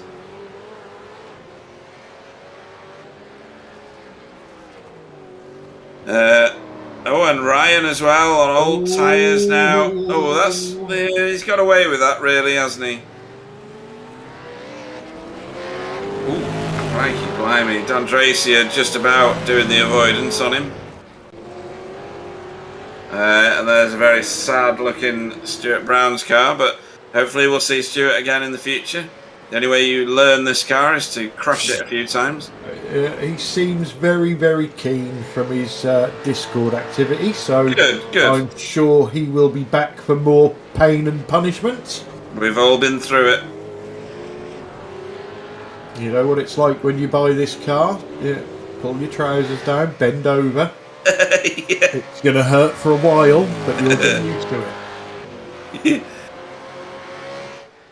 So this is right at the very front. This is Chris Jackson again, racing down Kenzie. He's closed that gap. However, I didn't see Barney. Is this the final lap, Sam? They will start the final one. No, yeah. Yep. This is the final lap. Barney should be up there having a fit. There he is. Going tired eventually, right? Never. Never.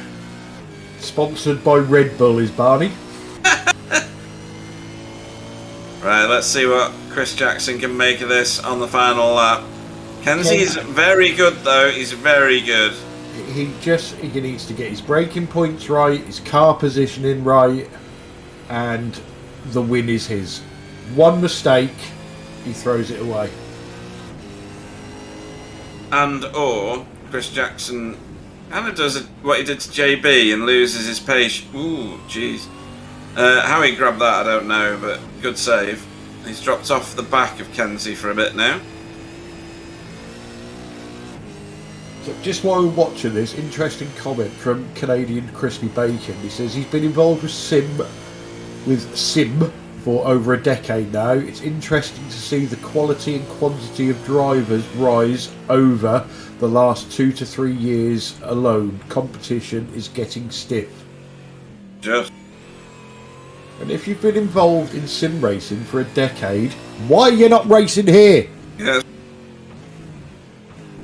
Right. If it's going to get done, it's going to get done here. Yeah.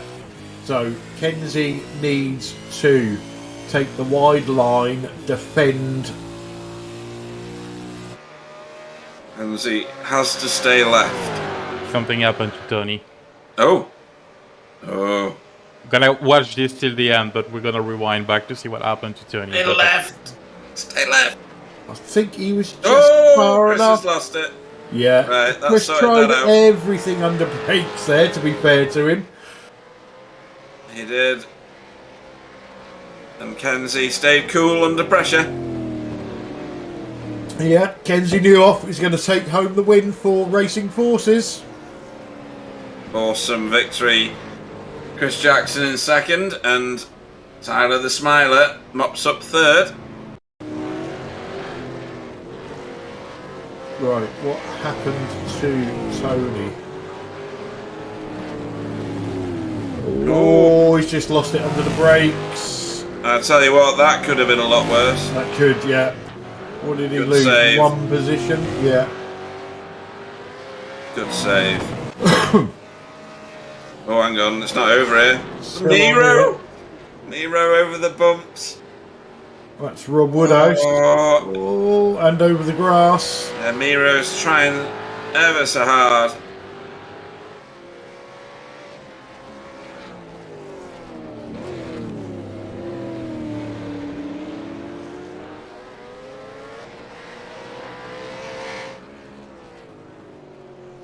Oh, now I feel sorry for Canadian crispy bacon. Because Tony used to be his boss. And I don't know if you know, P, but Tony used to work for I think it was the Canadian Postal Service. Yeah, I did know that, yeah. I think he was quite high up. However, you're in, is it Men in Black 2 or 3? Where they have to go and get Agent, whatever his name is, from the post office. That's what I imagine Tony was at work. You know what I'm on about, don't you? I do, yeah. Yeah. That's funny. And to be fair, it fits because Tony is an alien. So, you know. True enough. I think we're just waiting for... Are we waiting for... I think... Anybody? I think we're all done. Right. In fact, I hope we are, because I'm saving the replay. Awesome. Ooh, that's a bit of Ant Woodward into the wall. I think that was last lap antics. And then he's reset to the pits. I don't think he lost any positions, though, so... Right. Did we get anybody doing the jump or not? You probably saw that on the background as I put the result up, but yeah, they did pretty Hoffman well. must have done. It must have done, yeah. Let's see if there's any good ones in it. Let's have a look. Who's that coming over the brow of the hill? That looked good, that did, with all 3 of them. Yeah. Let's see They this. did pretty well. Right, so there we go. There's the first one. Is that Chris? Let's have a look. Oh, blimey. Who was that in second? Epic. Randon's Pit Road. That's stylish. Yeah, that's Tyler and Adam.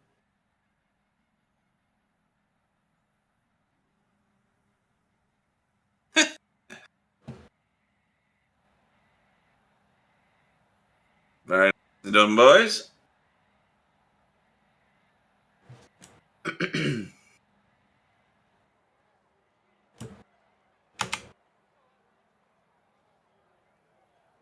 Well, that was an absolutely fantastic race. Had a bit of everything, tactics, you name it. It was all there, Pete. It really was. I rarely remember such a close Bathurst. The last ones that we've been at, somebody has run off and won it by a country mile, whether that was Chris Jackson or Nicole or Tyler or somebody. So great to see a race that actually ends up running it straight through to the last lap. So your winner for tonight was Kenzie Newhoff for Racing Forces. A fantastic victory for him. Hopefully he'll end up in the booth, because I don't know that we've ever interviewed him before. Chris Jackson, what? Did we? I think we have. Oh, right, okay. Maybe only once. Oh, okay. Chris Jackson finished second for NQR North America. Tyler finished third for BSTV Sports Green, with Adam Wright in fourth, also for BSTV Sports Green. Tony Kloosterman finished fifth for NQR North America, and Vincent finished sixth. Stephen Phillips finished seventh, Ryan Walker, 8th. 9th was Dan Tracier. 10th was Jamie Wilson. Bob Woodhouse finished 11th, with Miro Haraski finishing 12th. 13th was Simon Trendle. Andrew Hoffman finished 14th, with Ivan Batmans 15th. Ant Woodward 16th. Stuart Brown in 17th on his first trip out. JB Dejoux in 18th. Nikolai Bogotyrev in 19th. And Arturas Kundelis in 20th. Did Justus start? He didn't, did he? No, he disconnected after the first race. Perhaps he either rage quit or didn't realise that both sessions are in the same server. Yeah, could be. We used to split them, but yeah. Yeah, possibly by the time he came back, it was too late. Maybe it was over the limit. Somebody will find that funny.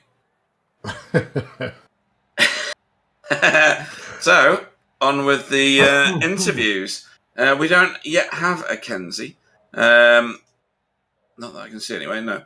But we do have a Chris Jackson. Good evening, Chris. How you doing? Very good, gents. How are you guys? Awesome, actually. It's been a very good night's racing. Tell us about both of your races. Were you frustrated by the second one?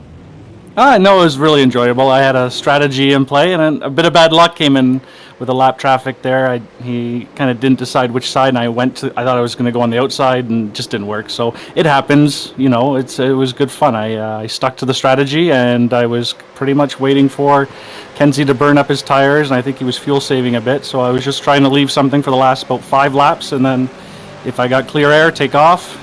And if I didn't, try and make a move. But unfortunate circumstances, and that's racing. It was a lot of fun. Yeah, you should have been listening to the broadcast, because Clyde said the outside line through that left-hander at the end of the chase has no grip, and we saw that because you just couldn't get any traction down, could you, on that last lap? Otherwise, it might have been a different finish there, and you might have gained 2 victories instead of just 1 tonight. Well, I made a little mistake on that last lap to set me up for Kenzie. I thought, I may be able to get him under brakes, but I was just a bit too far back. So he did a great job. It was good fun. Yeah, we saw a very patient start from you in the second race, starting in 10th as you did after your victory in the first one. Was that frustrating? Were you wanting to get through the field a bit quicker? I was just fuel saving. I pretty much saw the pack wasn't splitting up. They were staying together. So I just was using the least amount of fuel, and I ended up overfilling by almost 0.7 of a gallon, so quite a bit. So I might have been able to actually jump Kenzie, but either way, between the two of us, our pace was pretty even. We would have been pretty much all over each other with the tow in that here. So yeah, and a good night's racing for NQR in general, because we saw what I called NQR the World all on one bit of track at one point, quite near the front. Tony did rather well, and then Bob Woodhouse did all right as well. Ant Woodward and Nikolai a bit further back. But a good evening all round for NQR. Definitely, yeah. Tony had a lot of good pace. Same with Bob. He was showing excellent pace. Ant was right there. He had a bit of bad luck, I think, and it was great to see Nikolai back. So awesome stuff. Yeah, it was good to see Nikolai back in the racing. Anybody you'd like to have a shout out to before we let you go and celebrate your victory and second place? Definitely the team. The team put in some practice and showed a lot of pace. It was a lot of fun when we did get time with each other. You guys for the broadcast. My wife, Logan, Ella, they're up at my wife's friends for the night, so I'm home alone, so maybe I'll get into the sauce a little bit. But everyone who races week in, week out, it's awesome league. So thanks a lot, guys. And the sponsor, of course, Simability. Simability, always a good one to shout out to. So, just so that Mary's clear on this, Chris is having a rave tonight, yeah, Clyde? I think if I was Mary, I'd be more worried about the credit card and babe station, but, Oh, yeah. Good call. Well, thanks a lot for tonight, Chris. We'll see you next time out. Take care, Jed. See ya. Right then, for your interview pleasure, I'm going to give you Tyler, Clyde. Oh, thanks. Tyler knew it. Welcome to the booth. Hello. So, third place in race 1, and then in race 2. Well, I was 4th in race 1, so... Oh, sorry, it must... do you know what? I'm looking at the qualifying result. Sorry. You qualified 3rd and finished 4th. What happened? What happened? I got stuck battling Tony, and then Kenzie caught my toe, and our setup worked better in the hotter temperatures, so Kenzie was able to get by when I spun up the tires exiting the chase. Well, I am more interested in race 2 because we had a total split of tactics with Tony at one end and you at the far other end. And it was going to be really, really interesting to see how that was going to play out. And do you think you had a chance of winning that if it wasn't for your he's pitting, no he's not, yes he's pitting, no he's not, pit entry? Oh, the pit entry wasn't the issue. I would have come out behind Tony and Adam. I don't think I lost any time. It was just, it looked adventurous, but it was not particularly slow, to be honest. No, it was just a strategical... I don't even want to call it a strategical error, because I don't know if I would have gotten higher, you know... It's tough, right? Was it one of those, this is the tactic that I've decided to go with, oh shit, everybody's doing other things, no, I'm sticking to mine? No, the undercut is so powerful that it was not a surprise to me that everyone was doing the undercut.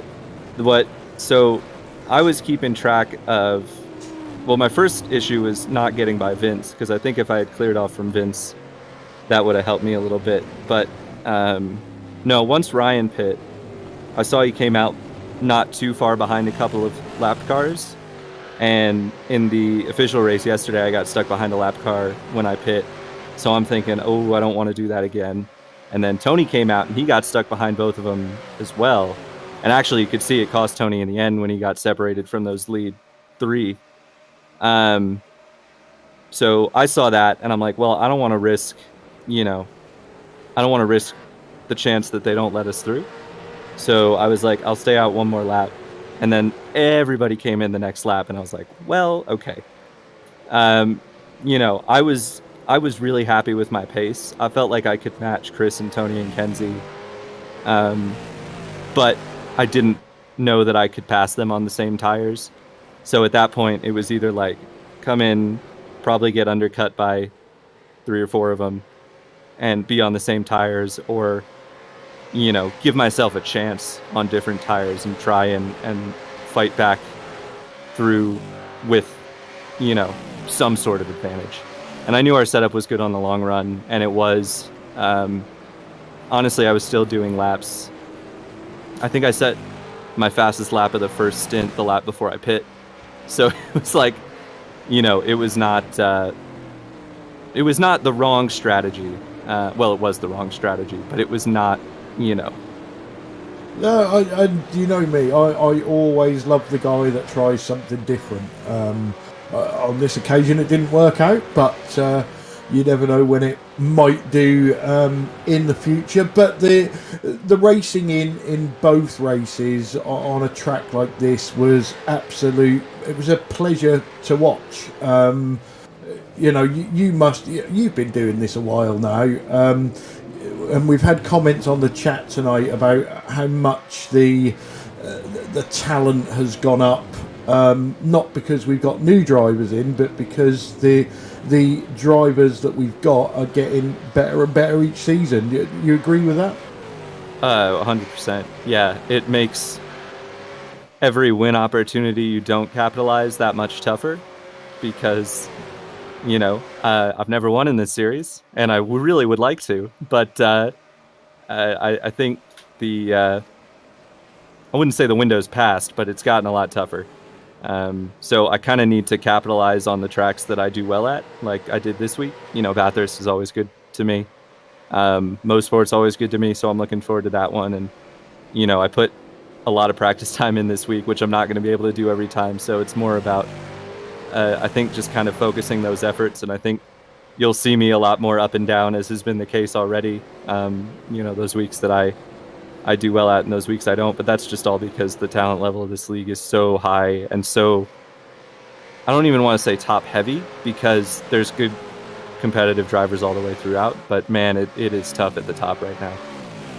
Yeah, it certainly is. Well, any shout outs you want to give before we let you go? Yeah, shout out to you guys for the broadcast, of course. All my teammates, specifically Ryan. Ryan was not happy with me sending it in the last corner, which is fair, because I told him I was going to send it coming out of the chase, and then I spun the wheels up a little, so I was like barely alongside. And I still sent it, and he's a good teammate because he let me through anyway. But I owe him one for that. Shout out to Adam for doing a lot of practice with me and testing the setup, and I think we had a really good setup this week, and our pace kind of showed that. And I know JB wasn't a happy camper after his deal, but it's nice to have him in the chat and have somebody trying these cars, because they're not easy. Yeah, well, I totally agree with all that. And Simability. Sorry, Simability. Congratulations on a podium tonight and a decent points haul. And we'll see you next time out. Yeah, see you guys. Thank you. So, who shall we get in next? I think it's only sensible that we get in Mr. Tony Kloosterman into the booth next. So, good evening, Tony. Good evening. So, a nice second place behind Chris for race 1. That was pretty much textbook, or what you'd hoped would have been textbook, I'm sure. And then in race 2, nothing like it really. It was a bit of a mad scramble. You ended up pitting quite early compared to everybody else. Was that by design or by requirement? I just decided that I thought I was losing too much time behind the pack, and was hoping I could jump a couple of cars by pitting early. It hurt me in the end, because by that time, 19 lap old tires wasn't the best. But yeah, it was an attempt to do something different. Yeah, and who can blame anybody for trying to do something a bit different to the competition when the competition's as stiff as this. We saw Tyler go super long, which was the other alternative, and he finished a little bit ahead of you. Really, it wasn't like a million miles, was it? It was about 3 seconds in the end. And yeah, some good scrapping all the way through all that. I heard you have a little shout out to Kenzie as he lost his, I think he lost the whole car or the rear end out of Hell Corner. I think that was in the second race. That's what I'm going with anyway. Yeah, early in the second race. Yeah. But we've already chatted about it. It's fine. I thought he came across on me. Replay, to me, it looks like he did. He says he did, so, it's one of those things. There we go. 100% agreement. We said he did. That's what's more important. Yeah, totally right. We said he did. And that's part of this community, isn't it? That everybody can have those conversations without losing their shit about it. Is the best way to describe it. Because racers, let's face it, the red curtain comes down and you see it from your own perspective first, and it's about a community atmosphere that enables people to talk about it with some calm, even if that is after the race. Oh yeah, sure.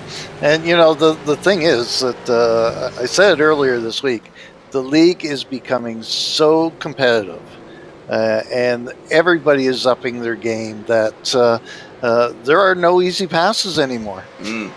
Yeah, it's a real battle, isn't it? It's a slugfest for every corner sometimes. Obviously, Kenzie did very well today. He managed to avoid a massive crash, really, involving Vincent and co in the dipper, which I think you were a little bit late to, if you know what I mean. You arrived at exactly the right time to avoid actually getting involved in it. I mean, that must have been a good viewing opportunity for you. Yeah, and appreciate Vincent shouting out as well to warn people. So that was very sportsmanlike of him. Yeah, and we saw a few sportsmanlike moments tonight. Anybody you'd like to have a shout out to before we let you go and celebrate your second place and your fifth? Yeah, Simability, the guys on the team, everybody does their share of the work trying to get the cars up to speed. Wild Rides, Ant's electric bike company, and you guys for doing the broadcasts as always. It's always fun to watch afterwards. Awesome stuff. It'll be your eyes will be on stalks for some of these. I tell you, it's going to be a good replay for you to watch. Thank you very much, Tony Kloosterman. Yeah, take care, guys. Cool. Right, who else have we got in the booth here with us tonight? We've got this one. So, for your interviewing pleasure, Clyde, we've got Mr. Vincent Skilbeck. Mr. Vincent Half a Car Skilbeck, welcome to the booth. He's fell asleep again. It's always... Oh, there he is. There he is. Vincent, welcome to the booth. Thank you. So, race 1. We see you in a spot of bother and losing the rear end of your car, but it didn't seem to affect you that much because the nature of the track, although I'm probably sure you'll agree, it seemed to us like you lost top end speed. Didn't seem to affect you up, over and down the mountain until you got to the straights. Yeah, I have no idea what happened lap 1, race 1 with Adam. I just kind of went in there normally, and he just slowed up more than what I thought he did. So yeah, and then I just had it all locked up and then put it into the wall. But went back and checked the replay after the race and it looked like I had no damage, but it definitely felt like I had damage. The car just didn't feel right after lap 1. But yeah, running the high wing on Bathurst with a higher gear ratio seems to work fine for me. So that and a lot of laps around Bathurst, so that usually helps. Yeah, and then race 2, it seemed that wherever we looked, you was in a battle.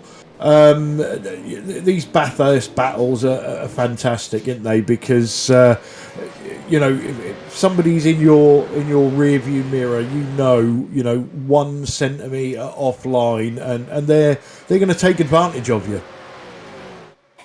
Yeah, race 2 was really good.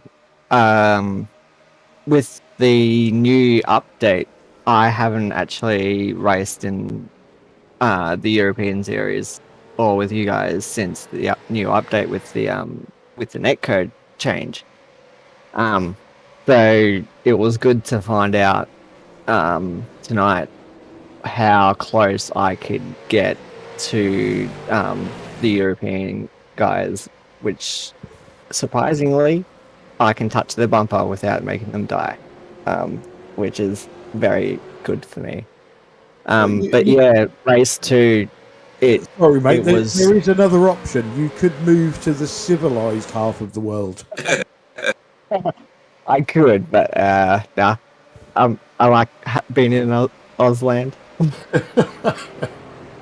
But yeah, race 2, yeah, was really, really good. Ryan was really strong at the start of the race. I think it took my car at least 5 laps for it to come up to temp, and in that time, Ryan had got out to about 2.5 second gap. Then I'd started pulling him in. Then yeah, I managed to get the lead down at the chase. And then the boys behind had a good fight. Tyler kept me honest right through until the pit stop. And then yeah, I jumped them at the pit stop. But when I come out behind Kenzie and Chris, I did not know if they had pitted or not. So I was kind of banking on them pitting, and when they didn't at the 15-minute to go mark, I'm like, okay, so they have pitted for me. So it's a straight straight fight to the end. But then yeah, we had that incident at Skyline which kind of ruined my race. But I was actually really happy that I didn't kill Chris like I have done in the past. So I was pretty happy with that. But a bit annoyed about getting P6, but knowing I could have been on the podium. But oh well, stuff happens. Well, yeah, and to be fair, you know, we've I know we had the little giggle about Scops on Discord, but Yes. you know, even I'm sure you'll agree that you know this series that the talent level is going up, and a P6 and a P7. There's a lot of drivers out there that would give their right arms to finish there, so I don't think it's a disaster for you. Yeah, that's one thing. To realize that there is a lot of fast guys in this league now. So yeah, getting into that top 5 is getting harder and harder each week. But yeah, for someone like me who races up against the really top guys and Scott every few weeks, finishing down the order, I feel like I didn't fulfill my best, but just looking at results and how many cars we've got in the league now, it's a pretty decent effort. Yeah, and next week, next time out, Mo Sport, how do you go around there? Yeah, I like the track. I've done a few laps in the past. I seem to be fast there if I have the setup right. I think V8 Scops is there also on the same week, so I probably will be getting more laps in, trying to get my head around the new Scops qualifying system, which is doing my head in. But I think I'll hopefully I'll do well. But it's just going to be a different kind of track. And if I can get it set up the way I like it, then yeah, I should be all right. Good to hear. So, any shout outs you want to give before we let you go? All the guys over at Wheelie Bins and all our sponsors that keep us running throughout the week. Simability for the support to the league this season, and you guys for the broadcast. Excellent. Well, always a pleasure, and we didn't leave you till last this time, so go and get yourself a couple of hours of kit, mate, and then enjoy your Sunday. Yeah, it'll be good. Next race will be time change for me, so I'll be able to get a bit more better sleep in the morning. We've got time change as well. Yes, you guys have. Ours doesn't kick in until maybe the end of the month or start of April. So, but yeah, it'll be 3 a.m. start for me instead of a 5 a.m. start. So running on coffee. Yeah, that or a drink or something. I don't know, snacks, sugar. I don't know. But yeah. Okay, right. Well, always a pleasure to talk to you in the booth, Vincent Skillbeck. Yeah, catch you guys next time. Cool. Right, next one up for me is going to be Stephen Phillips. Good evening, Stephen. Hey, fellas. So, a 5th, I think it was, in race 1. New York. I'll feel free to have a pop at him. I do it every time we speak.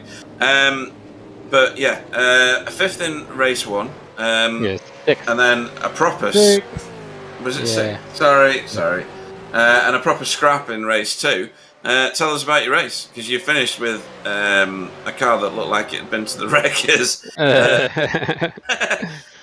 I had a really good battle with Adam in race 1, just throwing everything I had at it and really wore myself out mentally.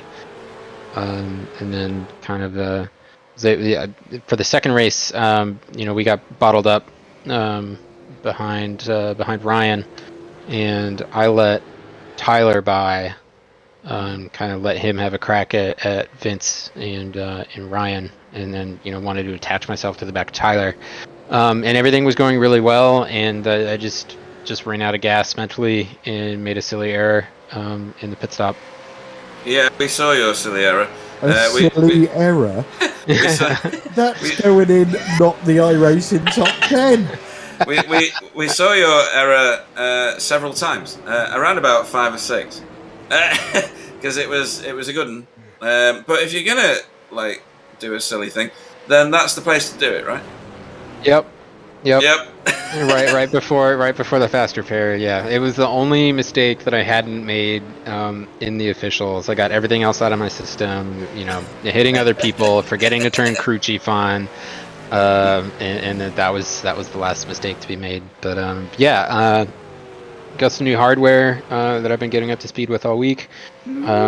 Still really happy with pace and just overall progression. So yeah, and I had a lot of fun today, and it's really important as well. Yeah, that's the main thing. I mean, when you were saying about your performance in the officials, I watched Ant's stream of the official that you two were in yesterday, I think it was. And yeah, you were doing fantastic. You two were exchanging positions a lot, and I think you came out on top in the end. I can't remember what the end result was, but I was more transfixed with the racing that was going on, because you were together on the track for most of the race, and that shows, because I think you were 3rd and 4th in the official. It shows the caliber of racers that we've got in this league now, when we've got the 3rd and 4th placed official finishers in this league. Yeah, I mean the top 10 right now is just really tight. If you make a mistake, then you're gonna get freight trained. It's just it's awesome to see, and I still think that I did better at this event ultimately than I did at Bathurst last season. So still making progress, and just gotta nail down consistency with some new hardware. And you'll be proud to know that we just saw your pit lane entry again, thanks to Sam. Thank you, Sam. I appreciate that. I'm sorry. I'm just loving the background. Are I you? did not Are you? It's just the timing. Sorry, mate. That was classic. But I tell you what, your spin back into pit road was, spectacular. I mean, you can't teach that sort of skill. Anybody you'd like to have a shout out to before we let you go and practice from Mosport? Yeah, I don't just the quality of driving today. Just shout out to the whole league. Everyone was super on it. It was extremely competitive and a lot of fun. So thanks everyone for keeping it clean. Glad that Clyde didn't have to push the button, because that can happen here. And yeah. Thanks to you guys and Simability. Simability's got some new products coming out. I watched a video on YouTube. So they're doing some really awesome stuff for the community. Yeah, they are. We're very proud for them to sponsor our league. But thank you for a very entertaining night's racing, Stephen Phillips. Cheers, guys. Cool. Right then, for you, Clyde, we have Brian Stalker. Ryan Walker, welcome to the booth. Hello. Hello. So, I'm going to gloss over race 1, even though qualified 13th, finished in the top 10 just. So, on the whole, a very good race. I want to concentrate on race 2, and you led the first 5 laps. Now, are they the first laps you've led in the league? Yeah, I believe it is. Yeah, as far as I'm aware. Yeah. So in commentary, I was talking obviously with Pete and Sam and to the viewers, and saying that the best thing for you to do would be to pick your battles. You can't defend for 60 minutes. Is that what you tried to do? Picking your battles and trying not to lose lap time to cars that ultimately you're not going to be racing with. Yeah, that was pretty much the plan. if the quick guys like Vincent and Stephen and Tyler and Adam, Tory, the likes of those, if they caught up to me and they were quicker, I just thought if they get a run on me, just let them go and just do my own thing and just try and make it to the end of the race in the top 10, and managed to do that. But some of them, they basically got a run and made a move, and I just say to myself, the plan was just to pit on lap 10 and as soon as the pit window opened, and just try and get out of traffic and just try and get some clear air and put some good laps down, and managed to do that, and jumped a few people in the process and finished in the top 10. And the start of the race, nice clean start, and then you was pulling away from Vincent. What was going through your head then? Was it like, oh, hang on a minute, what's going on here? Well, I don't like to swear on the broadcast, just in case there's any kids watching, but in my mind, when I saw I was pulling away, I thought, oh shit, this was crazy, but it felt good at the same time, and like confidence-wise, it was good, and even some of the quick guys said that was a good defending I'd done, so I must have done something right. Yeah, I must admit, from what we saw, you didn't over defend, which can be the case sometimes with drivers when they're in the lead of a race and they're not used to leading. It's block left, block right, park on the apex. I didn't see you doing any of that, but I think it was a very what's the best way to describe it? A very mature drive from yourself. Because we've seen people in the past with these reverse top 10s start at the front or second place, and 2 laps later they're in the pits. But you didn't do that. You seemed very calm and collected, like I say, picking your battles, and you had a plan and you stuck to it. Yeah, I just thought, like you say, it was just a case of pick my battles and just let the quicker guys go and just settle for a top 10 and finish the race, and they managed to achieve that, and I think it's probably my best results of the season so far, but I'm happy to be corrected. No, I certainly wouldn't doubt that with an 8th and a 10th. But is Bathurst a track that you generally go well, or was it a surprise to you tonight to get to such good finishes in that sort of class of field? I've always liked Bathurst, but it's a track I've never been quick at. Just in practice during the week, I just couldn't get into a rhythm around Bathurst for some reason, but when I popped on tonight into the session, I thought it just seemed to come together, and I was quite happy with my pace, and it wasn't lightning quick like the quick guys at the front, but it's where I wanted to try and be, and happy with that. Excellent. Well, before we let you go, any shout outs you want to give? First off, you guys for putting on the broadcast and doing a great job as always, and the Euro V8 community for being a good bunch of people and always willing to help out fellow drivers, and if anyone's watching the league and is thinking about joining up, then don't hesitate.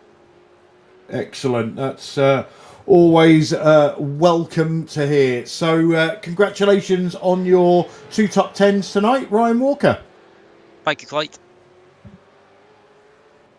So now, our last interviewee for the evening is Ant Woodward. Good evening, Ant.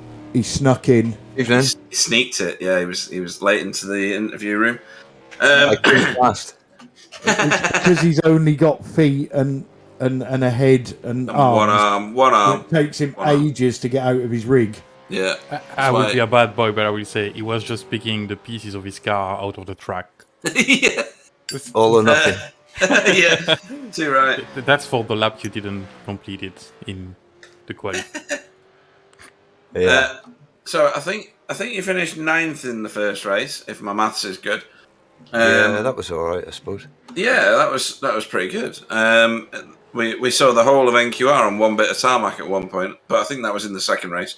And then in the second one, well, it didn't work out as well as the first, that's for sure. No, funny, so- isn't it? Tell us about that. Oh, it's just we were like up the front, weren't we? And yeah, all the fast guys behind. So I think it was I was really angry actually. At the end of lap 1, got nerfed from behind. Is I that was with furious. Clyde? Is that just angry with Clyde? Because I get like that. No, well, always angry with Clyde, but no, I was really angry, and then I realised it was Bob. So you know what you're going to do. So we saw a bit of a second-hand Mustang racing around for a little bit, and yeah, Blew the engine. Did you? Yeah, blew the engine. Wow. I was planning on pitting, blew the engine going into the chase, rolled into the pits, stopped 2 pit stalls back from where I needed to be. Oh, you are kidding! You didn't reset from there, did you? 18-second tow. Oh. That's hilarious. I don't know why I come in here, really. I watched your stream the other night. I thought you might have wanted to drag it out of it and make it out. Yeah, totally. I watched your stream the other night. You and Stephen did really well. It was 3rd and 4th, wasn't it, or something? Yeah, 4th. I've had 2 4th in the officials this week. Put the I rating up a bit and safety rating as well. With it being Bathurst, can't get incident points or you're dead. Yeah. It's either 300 incident points in a dead car or a clean race, and it's one of those two things. It's all or nothing, isn't it? There's no point in like I can't do fuel saving, tyre saving, none of that saving, car saving. Just got to go for it, haven't you? Yeah, too right. We've had a couple of plugs for your business already, so you might as well do an official one. Oh, brilliant! Yeah, if anyone wants an electric bike, I suppose I concentrate mainly on fixing them electrically. So that's what I found my niche in, and it's very enjoyable. And what's your company called, just to give it a plug? Wild Rides, and it's all over the car, which I'm really happy. Thanks to Tony for getting Greg to put it on the paint. Awesome stuff. So Wild Rides, folks, get on that website and get yourself an electric bike or fix the one you've got that's not working. We've got Mosport next time out. How'd you run there? 110%. 110%. I got okay there. I mean, you know, I have great officials, and then I come in the league races, and I just do terrible. So hopefully we'll break that habit, because it's been a season and a bit now. When does next season start? That's what I'm wondering. Well, this is round. Go on, Clyde. It's still November. Yeah, November. I was going to say this is round 9, so you're about halfway. Well, this season's already going so well that I'm looking forward to next season. That's the only way out of that one. It really is. Yeah, just to let you know, this season finishes on June the 25th. We currently plan next season to start on July the 16th. Well, let's hope my luck changes this season, not next season. Cool. Anybody you'd like to shout out to before we let you go then? Yeah, Simability and Jack, Stacey and Evie, and all the boys in the team, except Bob maybe today. Fair enough. In that case. Bob's. We've been having great. You saw that official, Pete. Bob's. Yeah. I love going for it with Bob. Yeah, that was good. Yeah, nice one. Well, thanks a lot for the entertaining racing tonight, Ant Woodward. Cheers, boys. Right, we've had another one sneak in. Yeah, we got another sneaker. Yeah, another sneaker for you, and it'd be rude not to if he unmutes his mic, because it is our race winner of the feature race, Kenzie Newoff, for you, Clyde. Kenzie, welcome to the booth. Good evening.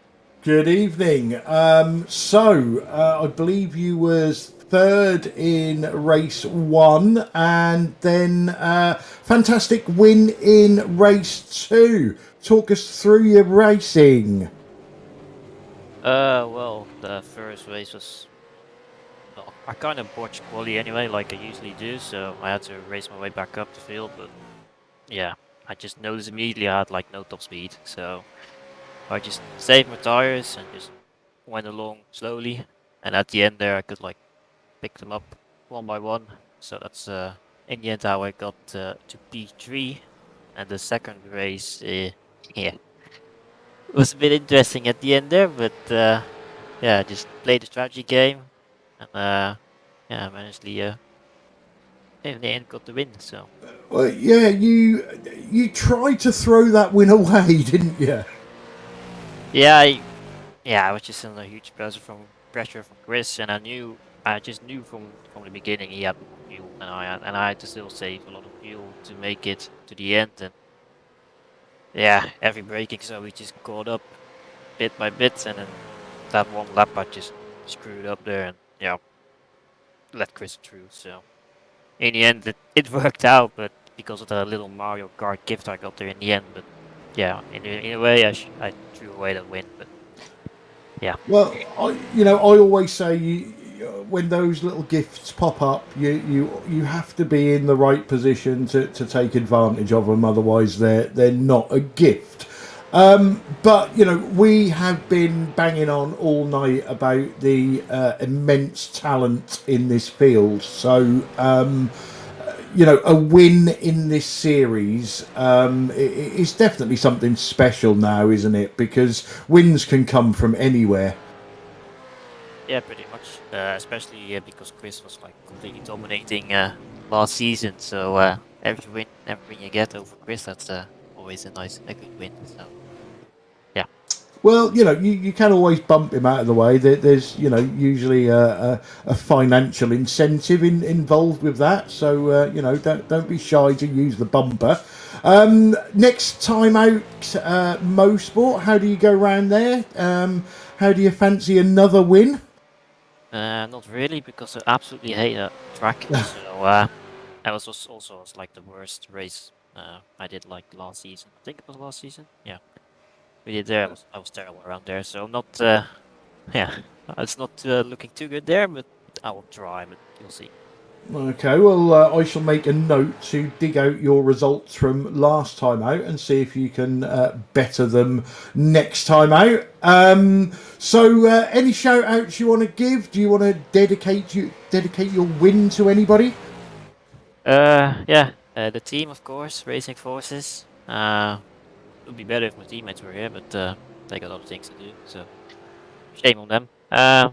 And yeah, shout out to you guys for organizing it all and commentating it and making a good broadcast out of it. So yeah. Excellent, always nice to hear. Well, congratulations on 2 awesome results tonight, including a win in the feature race. Kenzie Newhoff. Thank you. Good night. Well, what a fantastic evening's racing at Bathurst, Clyde. It's absolutely delivered again. Yeah, as you know, one of my favourite tracks. I don't think it matters what car you put round this track. It always provides excellent racing. But the V8s are very, very close to my heart, and it's great to see. Not only the large grid, but again, I don't want to sound like a broken record, but the talent of this field now, and even what we deemed as the slower drivers now putting things together and getting decent results, and long may it continue. Yeah, and with all the developments that come with iRacing, and it seems like they're going to be releasing more and more Australian tracks. If you believe some of the rumours, and we've got Winton released now as well, haven't we? It's only going to build momentum for this car, these cars. So I think the popularity of our league will increase, along with all the other leagues that are out there. But ours is a bit special because it's quite a small community at the moment.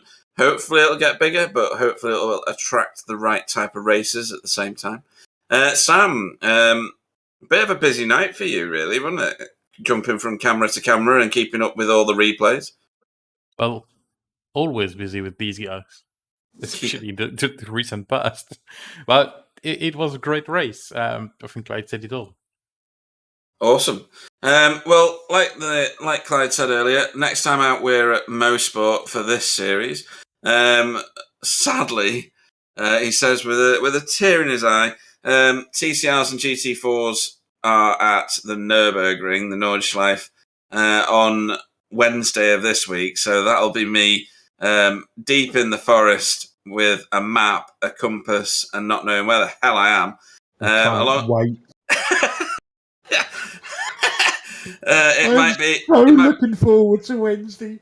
Oh, I'm honestly not. I just want Sam to keep the camera on your car for the whole race. Honestly, I'm gonna pack myself a picnic because there's no way I'm gonna survive without food. I'm gonna be there days trying to find my way around. Somebody said they did a 9-minute, 9-second lap there the other day. I was like, what? 1 lap? What? 1 lap? That can't be right. So yeah, looking forward to that. What's on next weekend, Clyde? Well, if people tune in on Friday, they can see you finishing the Wednesday race.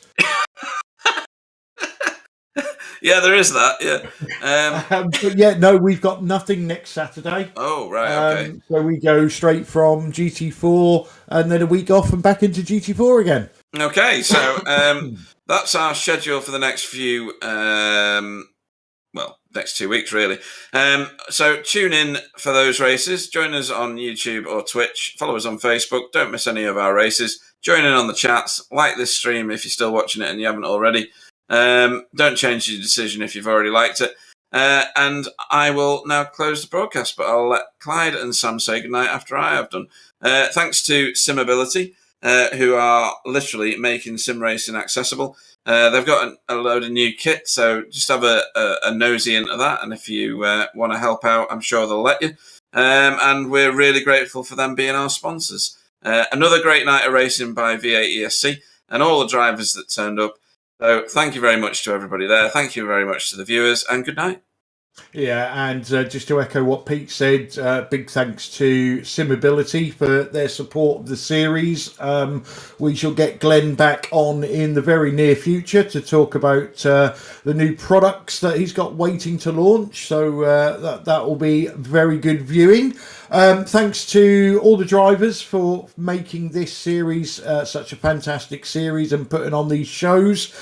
Big thank you to everybody that watches the stream, either live or on Dave +1. We do appreciate all your comments on the chat. Big thanks to Sam and Pete for joining me tonight. That's about it, because Pete said all the other stuff. So good night, everybody. Thanks for watching and stay safe. And good night, everybody. I will make it short. See you next time.